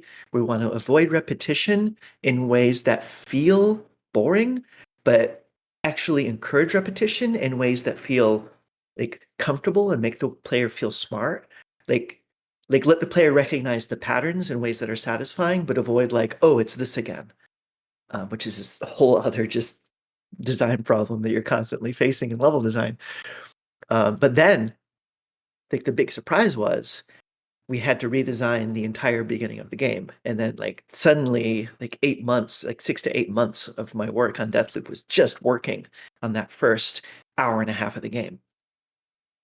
And then that's like a sequence that covers like 4 different maps, and these are maps that are already designed. And like weirdly, this almost became a modding job because the maps are there, they exist. We have to change them and add things. So like this is where the modder experience really comes in, because it's like, how do we change in the most surgical way this map to achieve what we need? And you go in and you change this room and that room, and this pickup moves there and this happens there. And yeah, it was kind of a modding experience. So you had experience already in that, so Yeah, a little bit perfect of for you. modding. A little bit of modding. So Skaggy, is that all true? What she no, uh, no, you haven't been there at that time. But I really try. Sometimes I try to imagine you two working together. Like coming from the same community, from different eras, and then now working at the same projects and stuff. That's so Yeah. cool. Well, not to derail the list of questions too much, but we had to introduce this new weapon into Wenchi's lab, and that was a bit of a modding job. Oh yes. Yeah, that was fun. Wasn't that what you were actually referred to, Skaggy, in that Twitter post? Yeah, that's one of the main things that I worked on for the Golden Loop update. I also the other thing that I Might you did. maybe explain what it was? Yeah, so there is a new weapon in the Golden Loop update called the Halps, which is a laser rifle. And the thing is that weapon can, if you fire it on security systems like cameras and turrets, these actually reflect the laser. So you can do really interesting traps with that. And we didn't want the weapon to be available too easily, so we came up with a like a sort of puzzle for it. So Yeah, I know. so in Wenji's laboratory in the complex, there was a room before that had no use really. It was like a sort of closet with some crates. And after some brainstorming, we were like, okay, we're gonna repurpose this room for that experiment with a laser rifle. And what I was in charge of doing really was to make that puzzle with a machine. So that whole machine is made by me as a script, really. But it was like really a team effort from narrative to level designers to concept art to environment artists, and yeah. Yeah, but great job. And it was cool because it's I saw it pretty early, and I was like, ah, yeah, that must have been what was mentioned on the tweet, and it was cool. Like, okay, I know this guy. I know who this guy is. And yeah, fun.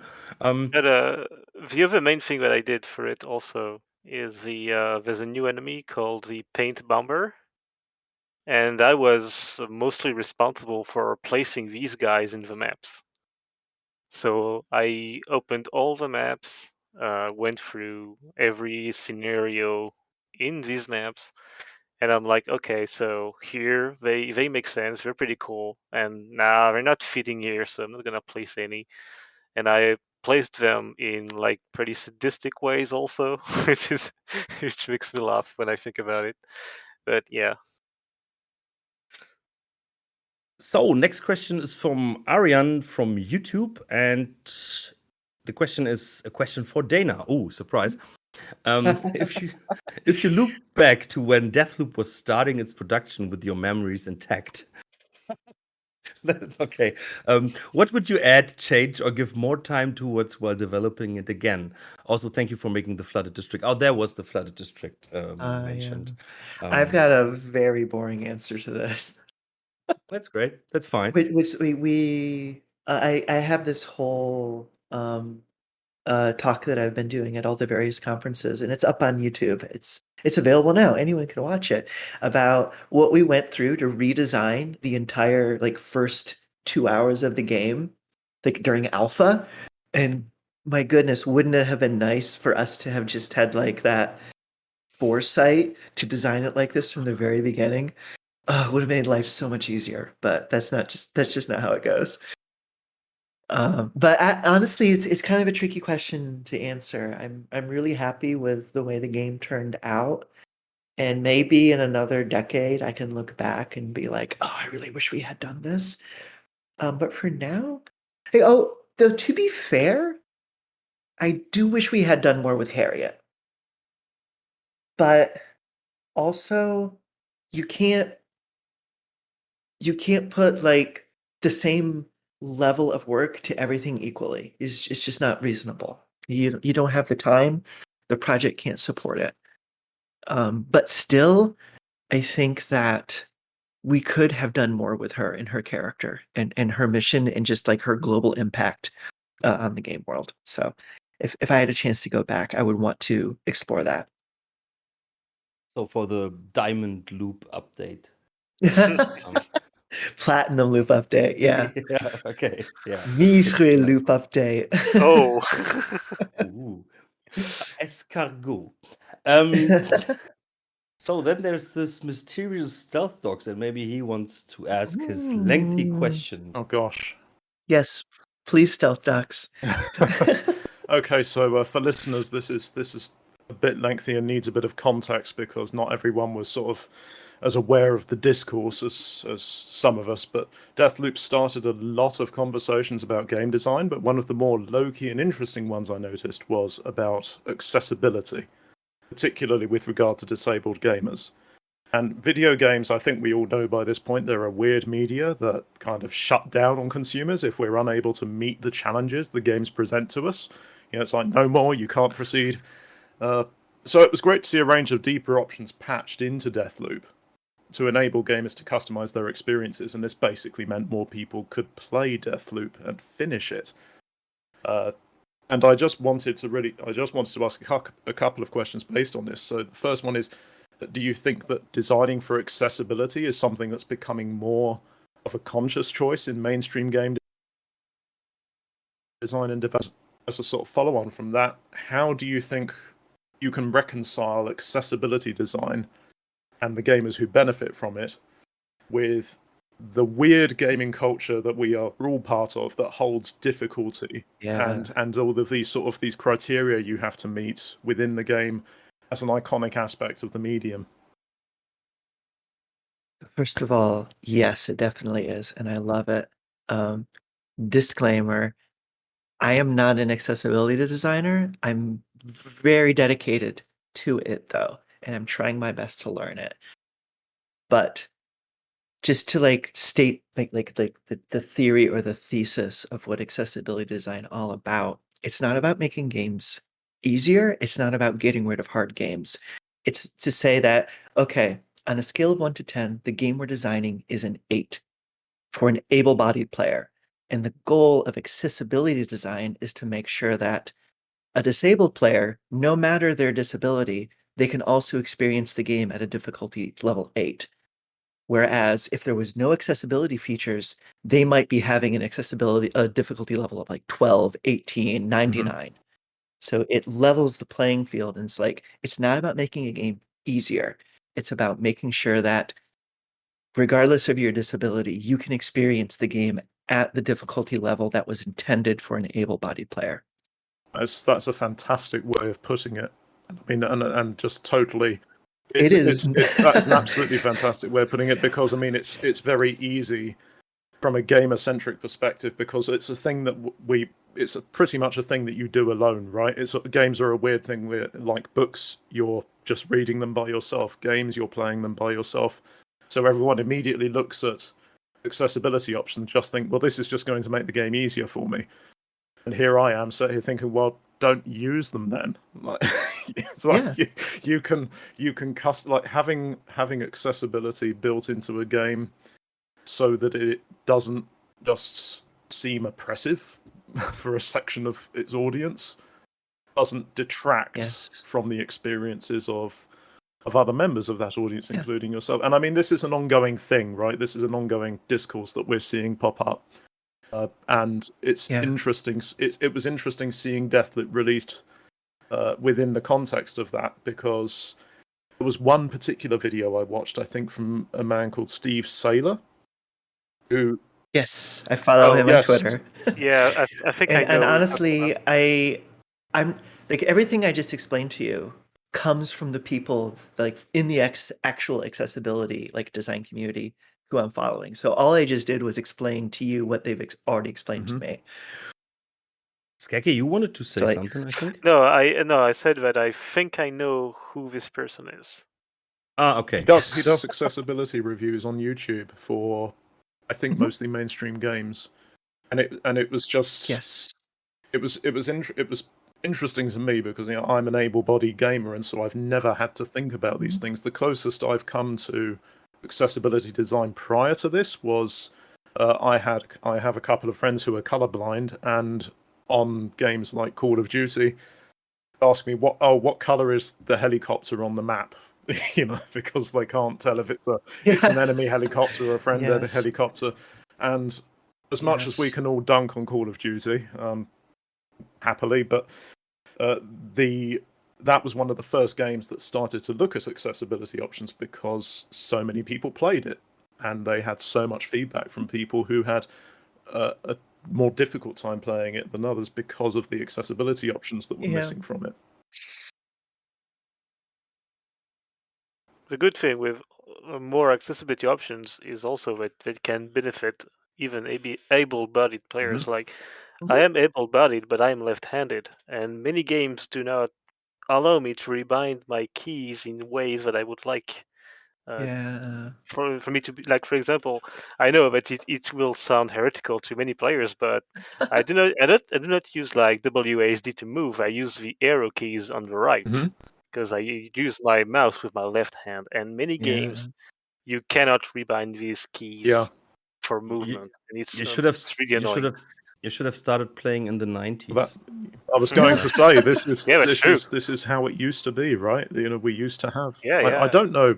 I need to look into that, actually. I wonder where WASD came from. I'm sure there was like a moment or something that I just missed, but for sure, like, key rebinding is such I say it's such a simple thing. Obviously, if you're making a game and you've got deadlines and you've got all these different things that you want to make sure are in the game, and you might not necessarily have time to add something like it, but key rebinding, I think, now is pretty much expected from a lot of. I think it got lesser in my experience. Really? Yeah, especially that's the thing. There are many indie games, especially that are going for more accessibility, which is impressive. But then there are so many games where you're like, where can I change my options? And there's sometimes nothing to change in the full version, not an early access or something. And sometimes it's like, even for someone who has no disabilities, so not officially, at least from like me, you know I'm right-handed and everything, but sometimes I'm like, I would like to change that, but I can't. So I can imagine, or I can't imagine, but how hard it must be for someone who is finger quotes different, from the main right-handed people and whatnot. Yeah. I actually thank you, Stealth Docs, for mentioning that. That's one of the reasons I like to invite you for those No discussions. problem. You always bring up those interesting. Well, I mean, sides. this was I know this was a big feature of the Golden Loop update for sure, and it was definitely something I wanted to ask Dana about, because Deathloop found itself at the center of this weird discourse. It's not something that I was involved with. I did have feedback Sure. on it. There was like one thing that it contributed to the discussion. I think I said, "Hey, let's add the option to let time slow when you're opening up your equipment wheel, like we used to do in Dishonored." And I think that shift, but that was really my only contribution to the accessibility update. But I'm really proud of the work the team did. Yeah. We are too. But Skacky, did you want to add something? No, again, just about my own experience with being left-handed and not being able to bind some keys. But I do agree with you that indies make a very conscious effort to add as many accessibility options as they can, and there are many AAA games that don't. Yep. But there is a small shift towards that in recent years, which is cool. Yeah, I think it's often in so many industries that it's like smaller people, yeah, that maybe it just needs time to get over to the big guys. But I think we have so many questions left, and we are already 2 hours in. So let's not waste any time. I think we rush a bit through it now, if that's fine for you guys. Yep. If we can. Yeah, I know. Maybe we won't make all the questions. I'm Yeah. sorry for that, but that's the way it goes. So the next one is from Andrei Mironov on YouTube. Spoiler alert a bit. Was the original Break the Loop ending the initially intended version? Have the team just decided to extend it after the feedback? Blah, blah, blah, blah, blah. Were the new weapon and enemy also part of the response to players' feedback? I think you both can answer that, Skacky and Dana. How did you approach choosing what feedback to reflect on a year since the game's launch? I think I can answer this pretty quickly. The ending Thank you. in the Golden Loop update is totally new, based on not necessarily player feedback, other than just we understood that players were not just unsatisfied with the ending, but in many cases like very unhappy with the ending. But I had no part whatsoever in the design of this ending. This was led by one of our narrative designers, Bennett Smith. So he's the one to ask about that. The armored NPC and the bomber NPC were part of very early pitches in the game. Never created, but they were always enemies that we wanted to include. So it was cool to be able to get that second chance. The laser rifle was totally new. I feel like the closest maybe we have to, hey, let's do something in the game to respond to player feedback would be the double powered trinkets, because so many players wanted more trinket slots. And we're like, okay, how about if we don't give you more trinket slots, but we give you more trinkets with more powers? But that's not something I had any contribution to. But there you go. There's the quick answer. Okay, thank you very much. One thing that has to be asked, because Marble Man was sending them in over Skacky, as I remembered, and I think it's very important because he's doing some study on quick saving and stuff. So we have to ask that, and he's a friend of our show and the community. Marbleman asks first a me question. When developing the game, did you consider the Ghost plus Clean Hands playstyle from Dishonored to be viable in Deathloop? No. Quick That's answer, no. Long answer, no. Okay, thank you. And the second, I think that's way more important to him. Second, say quick saves are added to the game, and let's forget for a second that the entire premise of the game revolves around not being able to quick save. How do you think this would affect the basic minute-to-minute gameplay loop? If you're save scumming, there's a reason for it. There's like an ideal outcome that you're searching for. And that really kind of flattens the experience. And in a lot of cases, that's cool because that's the experience you want from the game. But instead, what you get is, like I said, a very flat experience where only a certain, like if there's 18 things that can possibly happen when your save's coming, you're narrowing that down to like 3 possible things. And if you do that for your entire playthrough, you're having an entire game where only these 3 possible things can happen. And that is just limiting so much what the game is trying to offer you. So there were a lot of different things coming together that led us to this decision to not include quick save. Part of it was the multiplayer, of course. Part of it was the time loop idea, of course. But the reason why I think Mooncrash and Deathloop both arrived at this concept of like what these games are. And like to be clear, we developed these games independently. We didn't know what the other team was doing. This one game wasn't inspired by the other, but we were both searching for how do we address the problem of so many players only experience our game in the most narrow way possible. And that's how this all came about. I will say that I think Deathloop arrived at a much more convincing answer for me personally than Mooncrash did. I do agree with. I enjoyed Mooncrash. I thought it was good. I didn't like it as much as I liked Prey because, like you're saying, Dana, there's a things sometimes get a bit flat with quick saves, and for me, constantly repeating things in Mooncrash, I found that there was just one answer that I had to keep repeating until I didn't mess it up. If that makes sense. I'm not going to spoil too much of Mooncrash for anyone who hasn't played it, and you should play it. It's very good. But for me, Mooncrash is fantastic. Mooncrash is a great piece of content, and but for me, there is one definite optimal solution to the whole thing, and you have to just keep doing it until you get it right.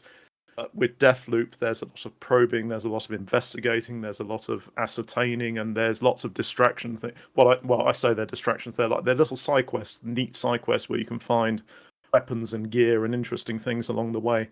And that, for me, was what made it win out over Mooncrash's answer for how do we make it interesting without quick saving. I'll just add that there. I also feel like that the invasion mechanic makes things even more interesting because all of a sudden your well-oiled plan just falls into water. Absolutely. Absolutely. I will say I turned off player invasions because I find other people deeply irritating. But that's understandable.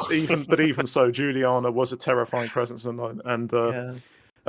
Alex, as Alex was saying earlier, that he found her sexy. I found her absolutely fucking terrifying. You know, whenever she. I didn't say sexy. Did I say sexy? I think it's a very attractive. Sure. You know, but I was every time she said it, like Juliana's on the hunt. I was like, oh God, no, please. Yeah. She wouldn't have been that mad with me if I would have been Cole. You know, she objectively would have been. Absolutely. Yeah, I know. Like every woman is. Sorry, Dana, go on, please. Oh no, I had nothing more to add here. Okay. Yeah. So I would just say let's go on with the next question. That's the other one from Andrei Mironov. In a recent interview, you spoke about the non-linear structure of the game and how it changed your perspective on the kind of game structures you want to create. How far beyond Deathloop's non-linear structure can you even go? Expand to non-linear narrative? Yes, this was I think this was the rock, paper, shotgun interview that I already mentioned earlier in the podcast. Honestly, I kind of see Deathloop as like the end point. It's an example of the most extreme. And maybe that's what made people nervous about what I said there, was they were imagining like, okay, I see Deathloop as the next step, and there's a third step beyond Deathloop. No, Deathloop is an extreme example. I talked about a little bit earlier about how I imagined we could reapproach Dishonored to be a less linear game of letting you choose if you want to go after Sokolov or Lady Boyle or the Pendletons and which order you do it in. That's really more what I'm talking about. Not necessarily like saying, okay, I want to create the game that's even less linear than Deathloop. No, that's not what I mean. Okay. But yeah, I know you know what you're working on, so we just keep excited. Stay excited. The thing is, for me, at Arkane, you're always like, okay, what will they come up next? No matter if it's Arkane Lyon or Arkane Yeah, in the Austin. USA. Austin, yeah. Thank you, because I was like, is it Houston, Austin? I always mixed up. It is Yeah. Austin. So it's impressive how such a game, just one game company, always comes up with such amazing experience in first-person gameplay. Yeah. Speaking of arcane games, commenter on YouTube asked, in previous arcane games, you could always quick say, wait, it's another. Oh, that's funny Yeah, because this is very similar to the last question. no, not if you listen to Marbleman, no, because I told him like, I already have a quick save question, and he wrote like, no, this is not the same question. So Okay. yeah, he was, and I was like, okay, yeah, I leave it in. Yeah. So in previous arcane games, you could quick save and quick load, basically save scum to fix any mistakes you made during your level. Deathloop works differently by only saving between visiting different areas, so you can't just easily go back a few seconds or minutes ago when you still hadn't been. Blah, blah, blah. So I'm wondering, was save scumming something you specifically wanted to avoid in a new game after doing Dishonored, or was that more of just a side effect of the general structure of Deathloop? Is this kind of approach to saving the game something you'd like to do in future games, or would you rather go back to being able to save and load at any time? I wasn't necessarily part of those conversations. Like I began working on Deathloop, working out the final loop, and then I worked on Alexis Dorsey's Mansion. But that's like maybe 18 months. So decisions like this are happening just outside my sphere of influence on the game. I believe that it was arrived at organically from just the way the way the game was shaping up. I don't think there was a point where Dinga said, "In this game, there's no save load." But really think that this is a question for Dinga. I don't think I But can I answer it.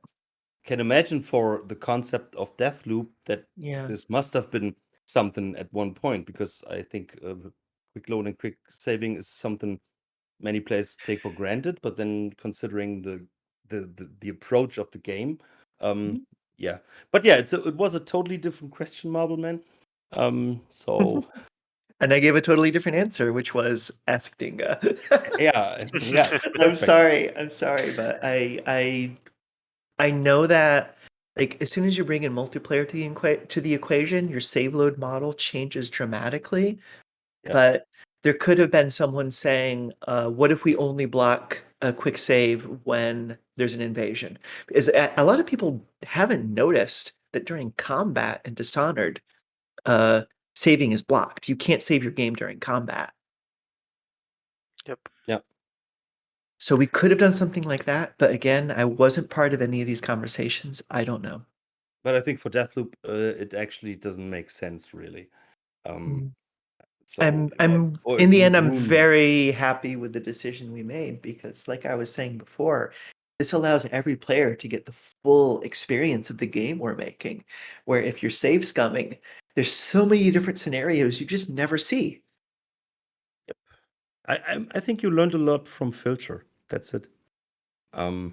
From Filter? Did you play Filter? No, what's Filter? Filter, there's TH, we also had him as a guest. It's like a totally Thief-inspired game without a save feature.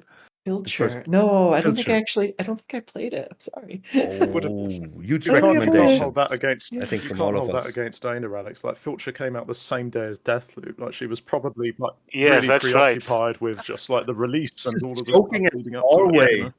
Yeah. I was joking as always. I just wanted to I just wanted to give some space for Filter. Oh, that's fair enough. It's underappreciated, I think. It's a very good game, and it was interesting. And the thing about Filter that put some people off was that you could not save at all during a mission, like full stop, no saving. They were small missions. Yep. They weren't the size of Thief's missions, for example. So. Oh, I would say the mansion mission is really large for a game where you cannot save. True. The mansion mission is but that was one of the later missions. Like that's when you're fairly deep into it, and you're just like, yeah, okay, I've got this. Yeah. Shit, I've not got this. No, but Dana, if you have time, this is such a great game. It's made by one person, Johan Jeppe from Sweden, and it's a really cool experience. Beloved by a Thanks few for the fans. recommendation. No, but I was just kidding, guys. Don't blame me. So, Skacky, do you see the Fire Mage question? Because maybe you want to read out sure. your French guy, friend. What is it? I didn't know the word at the moment. Oh, I don't know if you can answer this one, Skacky. Oh, if I can answer it, or if He's you... just he has to read it out to you, Dana. Oh, you read it. Okay. Yeah. With No, the French accent. Is Deathloop somehow the crossing project? Because this one I cannot answer, but I can ask. So here goes. Is Deathloop somehow the crossing project but recycled? Because the core gameplay of the crossing was about traveling in time and having within your solo game some invasion from real players to spice it up. And the two elements, time and PvP with a solo adventure, are the main ones in Deathloop. I think I wouldn't say recycled is the right word, but definitely when we're talking about Deathloop in the early days and what we want to do with multiplayer, the crossing comes up constantly in the conversations. But the goal was never to try to redo what the team from the crossing was attempting. It was to more like the studio had in the past tried to do this experimental game that combines single player and multiplayer. Let's try that again.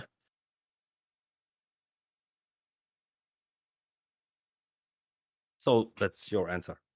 Yeah. Okay. So. But you can actually play the crossing in Deathloop, believe it or not. Yes, you can. It's one of the arcade cabinets from Charlie Mon. Except no, it's called the Crossin. With no G at the end. The Crossin. Why not the croissant? The roots. Speaking of roots, Azamir, I think the nerdiest thief nerd you will find all over the internet. Mm-hmm. Have your experience in Japan informed your art or craft? Can you maybe please explain your experience in Japan before that? Yeah, when I was in architecture school working on my master's degree, there was a summer where I went to Japan for like 7 weeks and did a school project there. Yes, but also every time I travel, it kind of, it has a way of informing my art and craft. Like, wherever you go and learn something new, it's true. It isn't necessarily something that informed my level design instincts specifically, but as an architecture student, I feel like my main takeaway from looking at the architecture of Japan was how to do more with less, because they have so much less space, and like all of their buildings are designed to get the most out of the little space that they have, and how that constraint actually leads to some just fucking genius designs that they do that never would have come about if they didn't have the space restriction. So not necessarily something that informed my game design, but just like my ethic as a designer in general. I can imagine that if you are generally interested in architecture and stuff, of course, everywhere you go, you're like sucking it in, right? Of course, And of course. especially like something foreign, like Japan. Yeah, I think Japan is actually pretty interesting because they have those iconic style of like historical buildings, but I think the streets and everything look so compressed. Of course, lack of space and stuff, but it's really interesting just to see that. I was never there, but yeah, I liked it in Stray. I think that was something that was pretty yeah, catching that atmosphere maybe from some Asian metropole. You know what I mean. Mhm. So then we are at the general questions, by the way, not on Deathloop anymore. Andrei Mironov also had another question. How do you see the future of immersive sims, at least from the perspective of Arkane Lyon? I think this is one I should stay away from, actually. Okay. I'd be curious to hear what you all think about this, but I feel like anything I say here will then like show up on the front page of a news site. So I'm gonna zip my lip. Okay. And one question I seemed to miss was still on the Deathloop once. It was from the Masked Warrior, right?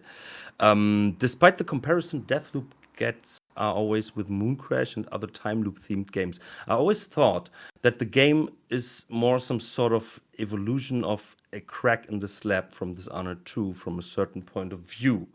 In short, how much of that level has actually influenced the development of the mechanics of Deathloop? I think that's very astute to see the connection there, but also let's look at Clavering Boulevard from Dishonored 1, where if you make a certain decision the first time you visit, it will impact what's happening the second time you visit. And we actually had a third visit plan to that map, and it got cut. But this idea of revisiting a space several times and seeing it evolve, not just over like time, but also time of day, but also basically the decisions you made, was already there in Dishonored. But the biggest prototype for Deathloop was in Death of the Outsider, where we have I can't remember what the district was called in Death of the Outsider. That's the But it's Upper Syria Gardens. Yes, exactly. Where you visit it, and it's this investigation where you're searching for the keys, and you have the bank there, and then you revisit it later that night, and then again, you're following up on what you've already done. That was really a direct prototype for what some people already knew that they wanted to do in Deathloop. So there it is. There's your DNA for Deathloop Yeah, already existing in Dishonored games, much more than Crack and Slab, honestly. it's funny when you mention it because it totally is a proto Deathloop. And that's what I meant with my thing before, where I mixed up the Death of the Outsider, that you can see how things evolve and some ideas already were, in other games. Yeah. Yeah, so I will go down to the general questions. Sorry, Alex. I think Yes, of course. there might be one from David from YouTube. A bit further up. Shall I go ahead and ask this one? I think because it's very quick. Sure. Are there going to be more updates and patches with new content and bug fixes, or can we consider the post-launch support finished after the Golden Loop update? I know that our tech team is reading a lot about what players are experiencing with the update, and I don't think I can say more than that. There's certainly a focus on making sure that everyone has the best possible experience, but other than that, I don't think I can comment on that. Totally fair.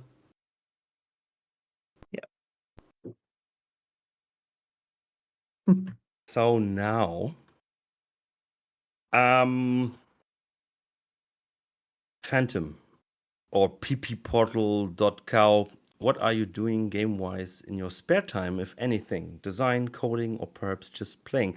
I think mostly you just answered that in our last episode where you were explaining when you went back to modding some things in Skyrim. But Oh yeah.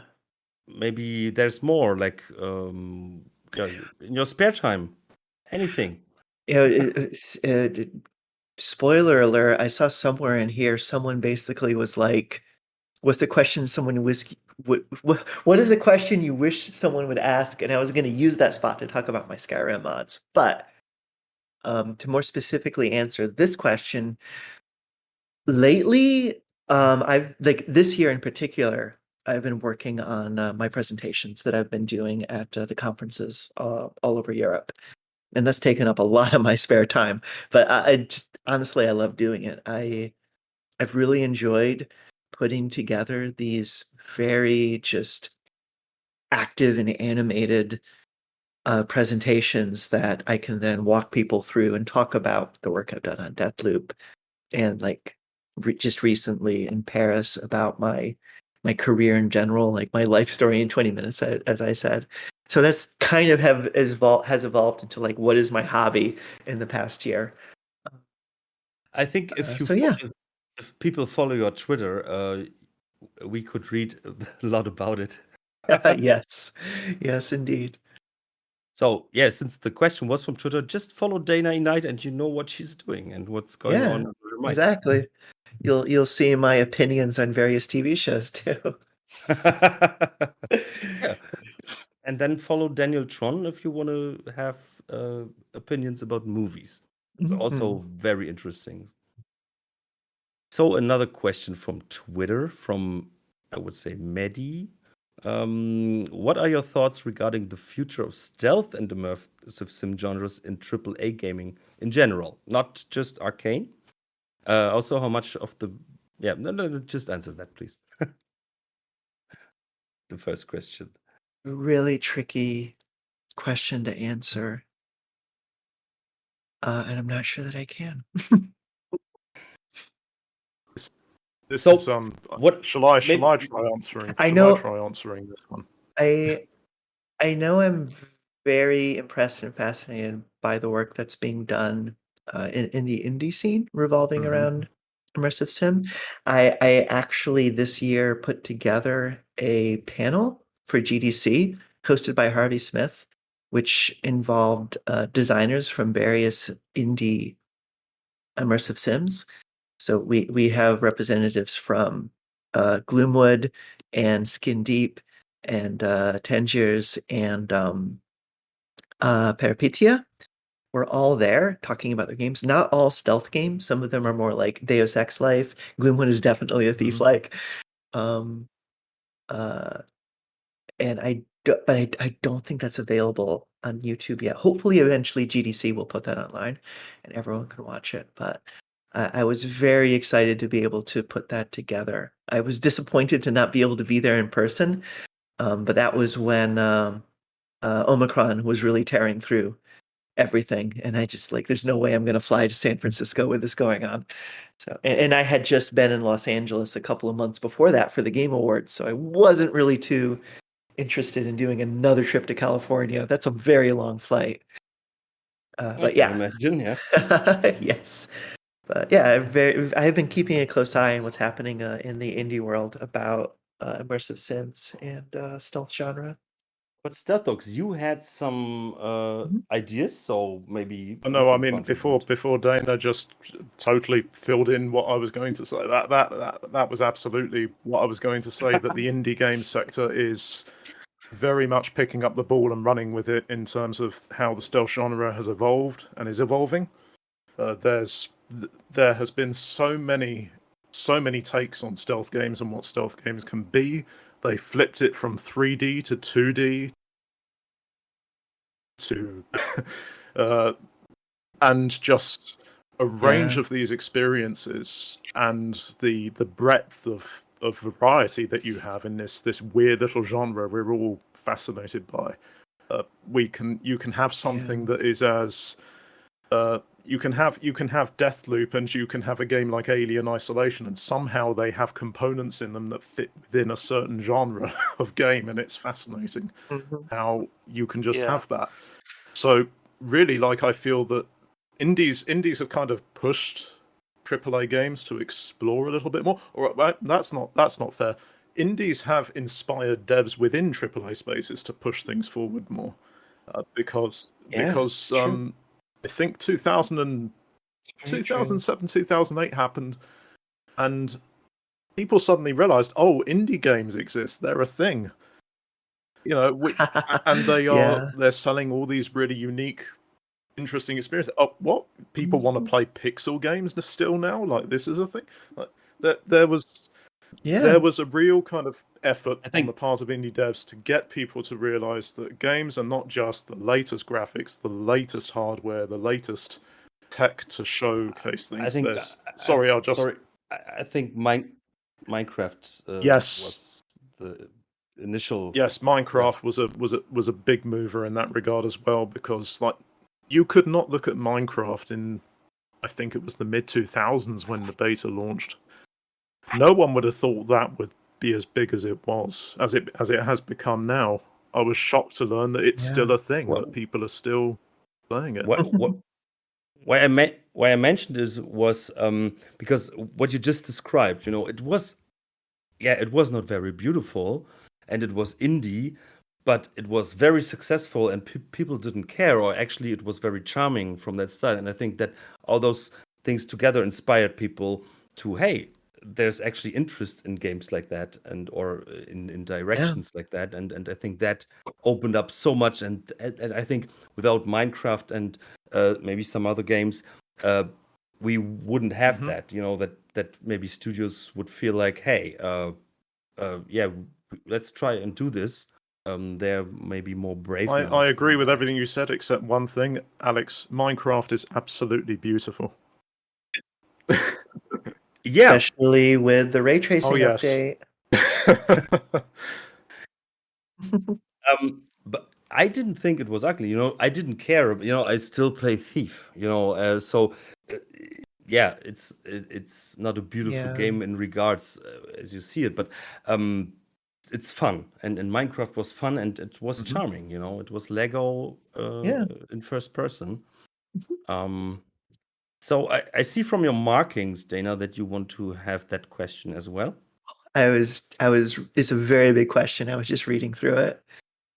But yeah, sure. There's something I can say here, but whoever wants to read this one, it's quite a long one. So, Stealth Docs. The Andrey Mironov second question with the small text. No, that's all right. Bigger for you. I've got it. So Andrei Mironov has said, the discourse around Arkane games on the internet can be a bit difficult due to how unique the company is. It's essentially two separate teams holding on to the same values and design philosophies and releasing games under the same umbrella of Arkane. The rebranding to Arkane Lyon and Arkane Austin did help, but people are still confused and make wrong claims based on the lack of knowledge as to what team did what. It's the whole reason why people compared Mooncrash and Deathloop mostly, because both games have some sort of looping in them, and both were made by Arkane.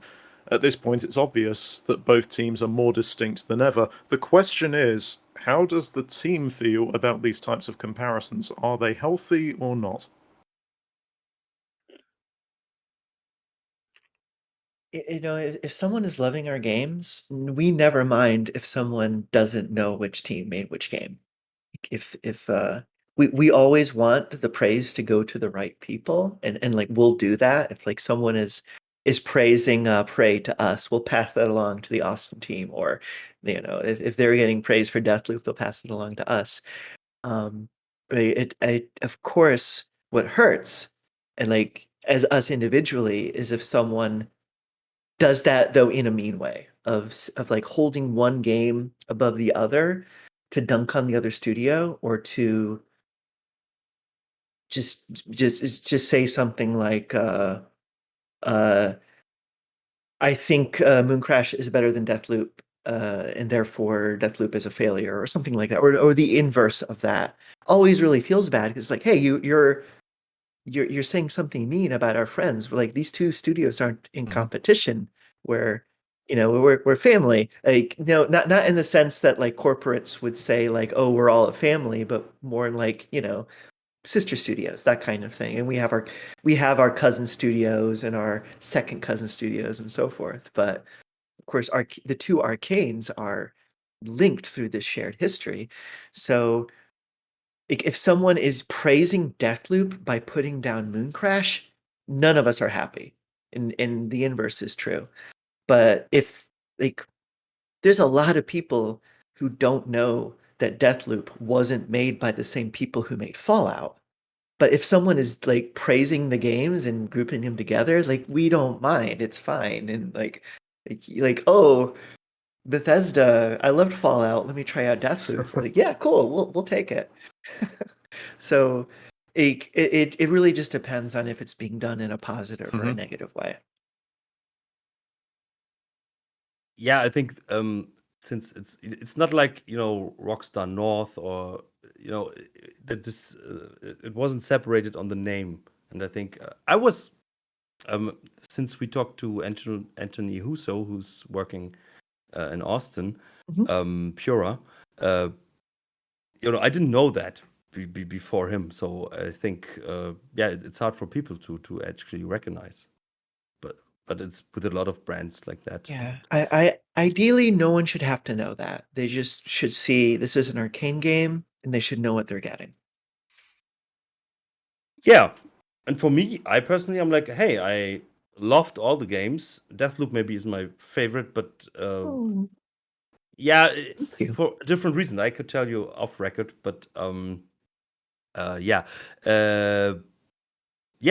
but I can see why it hurts or why you are like, okay, but we will send the nice things to the other ones who are in charge of that.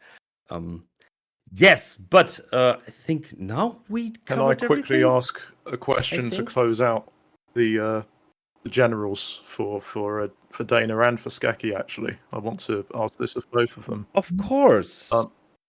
So it's something that I often think about because I'm just a guy who likes stealth games and talks about them on the internet, not being a developer, not being someone who understands completely the sacrifices and all the stuff that goes into making them.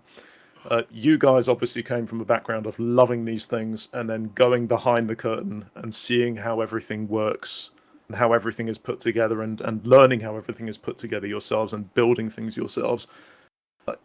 What I want to ask is, how has that changed how you guys consume games? Has it had what you would think of as a positive impact or a negative impact from a perspective of someone who is a gamer as well and who consumes the same media as the rest of us? Do you see this? Does the magic of the smoke and mirrors get lost when you play through games and when you look at the stealth games that we all know and love today?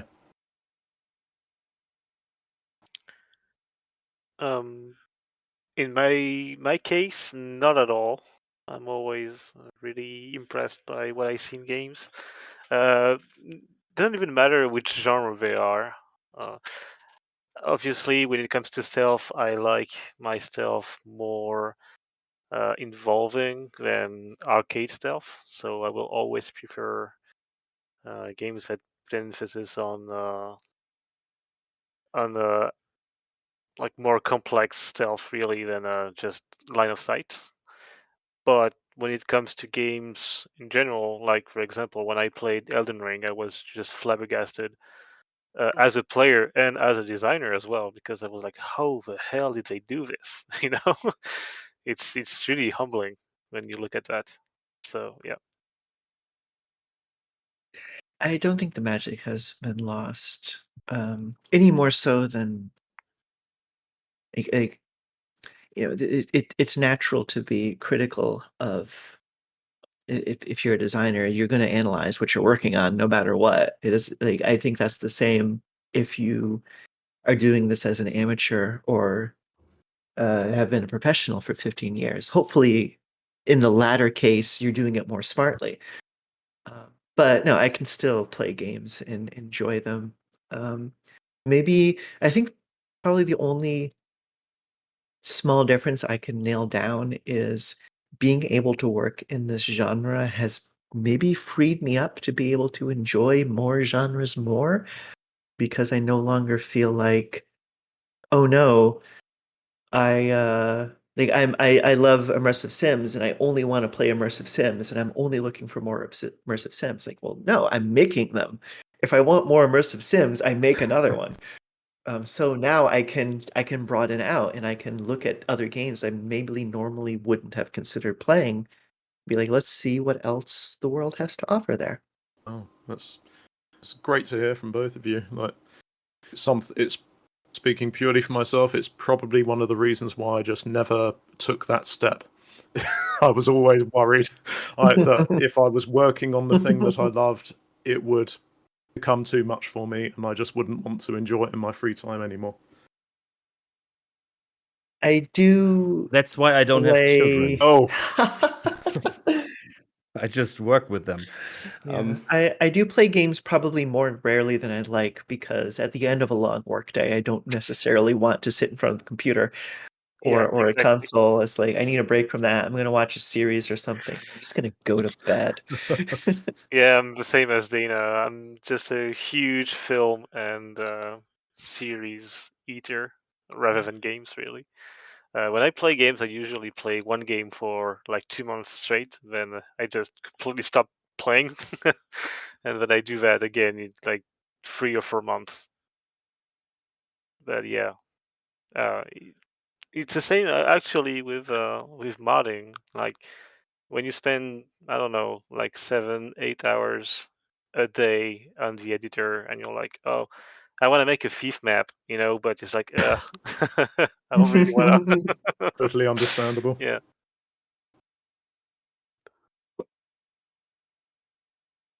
So, I think that is the last question. I think because it's very nice to leave this amazing podcast.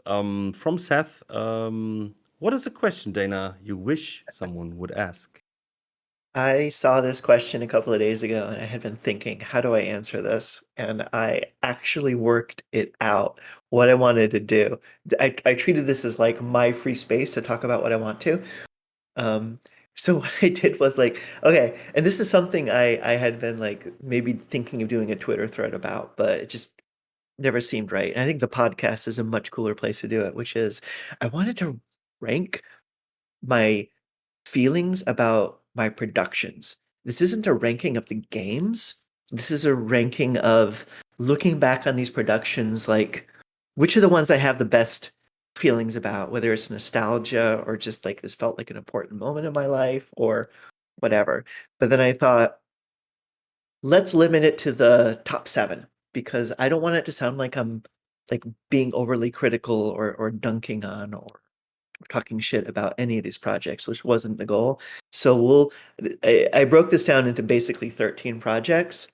So we're not going to talk about 8 to 13 because I don't want to say any bad things about these projects, and that's what it sounds like I'm doing. So this is just 7 to 1. I'm going to start with number 7. Projects I remember fondly working on. So first, at number 7, Dunwall City Trials was such a fun little stupid game. We had a blast working on this silly thing.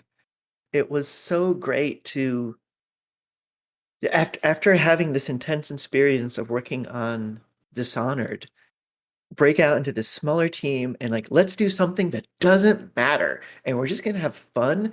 And if a couple people play it, who cares? We're going to just do this goofy little challenge map game.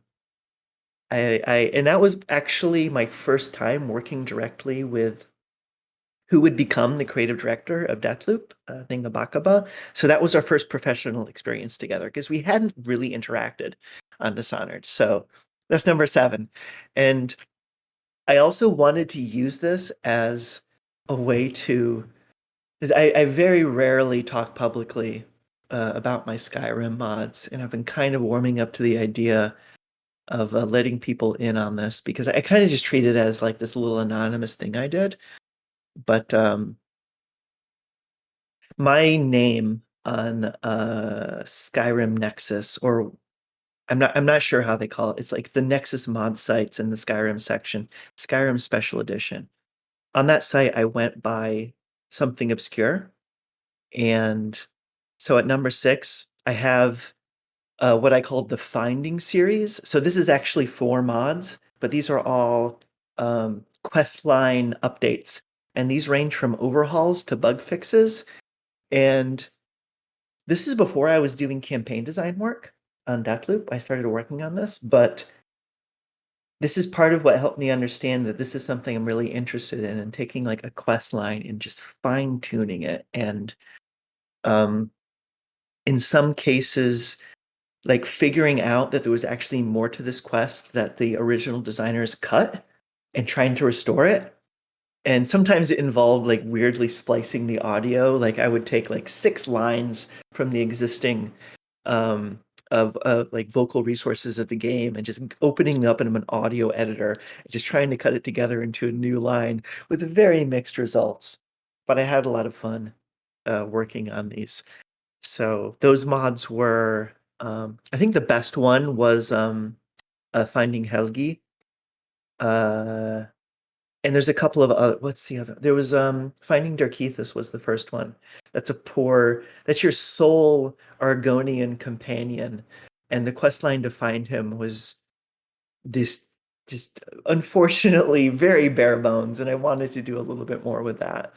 And there's a few others. There's the one called Finding Susanna, which is just one single bug fix where most players, especially if they've modded their games, like the more you mod the game, the more this bug is kind of made worse. Where most players never meet this NPC because you arrive in the city and she's already dead. She wasn't supposed to be dead. The fact that she's dead is a bug. So it's just a little bug fix to bring that about. Anyway, that's number 6. Yep. I feel 6. like I'm monologuing. Feel free to jump in and discuss any of this with me at any time. Okay, so what's your number 5? What's my number 5? Death of the Outsider was such a great production. It's kind of hard to explain why this production was so cool, because there was just so many little things that contributed to it. But the main thing was we had just rolled off Dishonored 2, which is this long, difficult, to put it mildly, production. And now we're just at the height of our power in terms of, like, we learned so much working on this game. We had leveled up all of our skills. The tech was really running on all cylinders at that point. And we just put together this game in like 8 months, which just seemed incredible. I still don't know how we made Death of the Outsider in 8 months. It just blows my mind. And the most incredible thing about that was, for most of Death of the Outsider's production, I was working 4-day weeks. It's just like, how did we do it? I don't know. And I'm not talking about like I'm working 4 days, 10 hours each. Like, no, I mean like normal 7 to 8 hour work days, and we put this together. But I think it was just the team had great chemistry. We knew exactly what we wanted to do, and we just did it. It was great. And personally, I still feel like Death of the Outsider might be the best Dishonored game, but I know that's controversial. I think I'd agree with you on that. From a perspective of just the systems that it uses and the tools that you have, I feel that it's the most Dishonored that Dishonored has ever been. And just, if that makes sense. Yes. You've just made an excellent... Thank you. And doing the...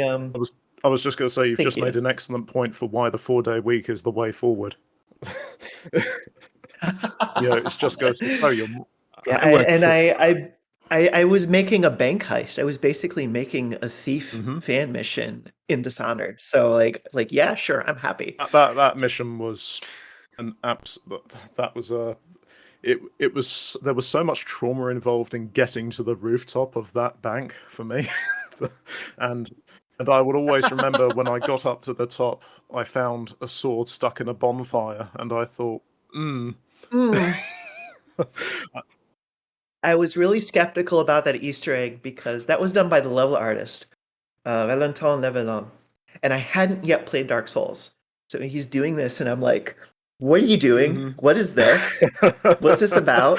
And after you played it, And then I played Dark Souls, and I went back to that Easter egg, and I added a trigger volume around the bonfire, so when you approach the bonfire, the game saves. Really? I didn't even notice that. Yes, there's an But- autosave point near the bonfire, and Oh. it's one that repeats. So every time you approach the bonfire, the Oh. game saves. Oh, that's neat. you should have added a kicker that all of the unconscious guards get back up. Just someone sitting nearby laughing creepily. Okay, so that's number 5. I put my College of Winterhold Skyrim mods as number 4. This was like by far the bulk of my Skyrim modding work. The main one was called Obscure's College of Winterhold, and I made a lot of like add-on mods for this. I made one that turns the library there into a fully functional library where you can like browse the circulating collection and check out books, and they have a due date and they have late fees, and it was just a ridiculous level of detail that was wholly unnecessary, but I was just having fun. Like no one is telling me to scope it down, so I'm doing the most complicated version I can think of. And I rebuilt the entire interior for the main hall there to build this just beautiful library inside. And this is one of the few experiences that I've had in my game design career of being like fully an artist, which I don't do in my work at Arkane. I don't have any hand in the art. So for these Winterhold mods, I'm like teaching myself all these like 3D studios, and I'm building the models, and I'm doing the UV mapping, and I'm creating the collisions, and it was a lot of fun. And yeah, I hope people will go check out these Skyrim mods. So yeah, there's probably like 5 or 6 mods that I made surrounding the College of Winterhold, but they're all designed to work together. So just download the whole bunch. So that's number 4.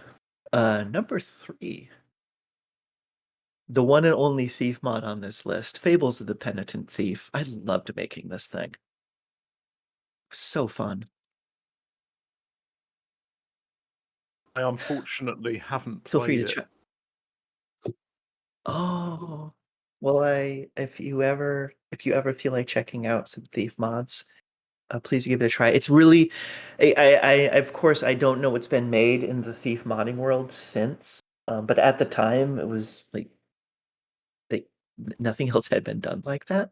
It looks like some of us might be losing their connections. Is everyone still here in the chat? Yeah. Skacky has some connection problems, but The other really refreshing thing about Fables was I made Mission X over like 7 years with this incredibly talented team of just these amazing developers over 7 years while we're all super busy with other things. And it's like you work on this in every like weekend or vacation you can find over the course of years. So it's this really protracted thing, and different people are working on different parts, and it's kind of just happening in the spaces between our lives. And like there'll be this place where one of our designers will be working on it for 2 weeks while no one else has time to work on it, and no one else will be able to like pick up the torch and carry it for another like 6 months because we're all just so busy. But with Fables, it was me and I forget his last name. His name is Marcus. He went by Slip Tip. It was just the 2 of us, and we were working on this thing every day, and we completed this thing in like 11 months, and it was so cool. So cool. Yeah. So that's number 3. Number 2, I put Dishonored because it was my first professional game, and even if there was nothing else special about this production, just the fact that like, and now I'm at the studio that I had dreamed of working at for so many years, and I'm making this game that is so close to what like the only way this could have been better is if I had been working on like a System Shock game, which like still to this day I hope to work on a System Shock style game. I've never done it, but at the time it was just like the everything had finally come together, and it helped that the game was incredible. But yeah, that's why Dishonored is at number 2. And may I take a guess for number 1? Go ahead, take a guess. Deathloop? I struggled to not put Deathloop at number 1, but it just was inevitable because so much about this game revolved around so many important things happening in my life, with me finally coming out after like being in the closet for basically 14 years. Feeling like I had completed my journey as a level designer and moving into the campaign design role, and it being like the game where I had ownership of as a complete game instead of just owning this tiny little part.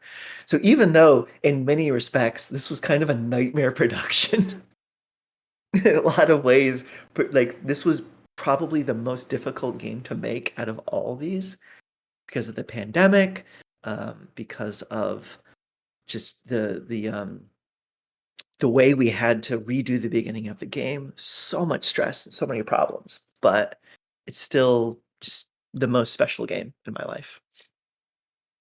Yeah, I So there can it imagine. is. There's my top 7 productions. Yeah, this could have been almost an own episode. No, but thank you, because it gives me the feeling that you have fun with this. So and so since the episode is mostly about you, it's amazing to hear that. So that's I think that's a really nice introduction out of this podcast. Thank you very much for sharing this. You're welcome. I had the idea to do this like late last night when I couldn't sleep. Yeah, Dana Nightingale, and Dana Nightingale. Oh right, Dana. That was completely an accident. And when finally a friend said that to me, I'm like, wow, I'm so dumb. That never occurred to me. but I like it. I like bad wordplay. That's amazing. So, but I think we should come to an end. Mm-hmm. I know, Dana, you tried to make it the longest episode we ever had, but I think we didn't reach it. I think Cletremus, the ghost is still, and Daniel Tron, I think. But it doesn't matter. It was amazing. Thank you all, guys. You're welcome. Stealth Docs, Skacky, Jake, and Dana. Thank you very, very much for your participation, and Dana especially for your great answers. And I think the TAFFERS will love it. Thank you. Thank you. So this is fun. Yeah. So thank you, TAFFERS, for all your questions. Thank you, Dana, for answering so much of it, and thank you for listening. Anything anybody wants to say? No? Okay. Then see you, TAFFERS. Bye-bye. Bye. Goodbye. For the last time, why can't you remember? I don't know if you just give me a second. Oh, you're not even trying. Oh, lady, I have no idea. Oh, shit, that's not good. You just hurry up already.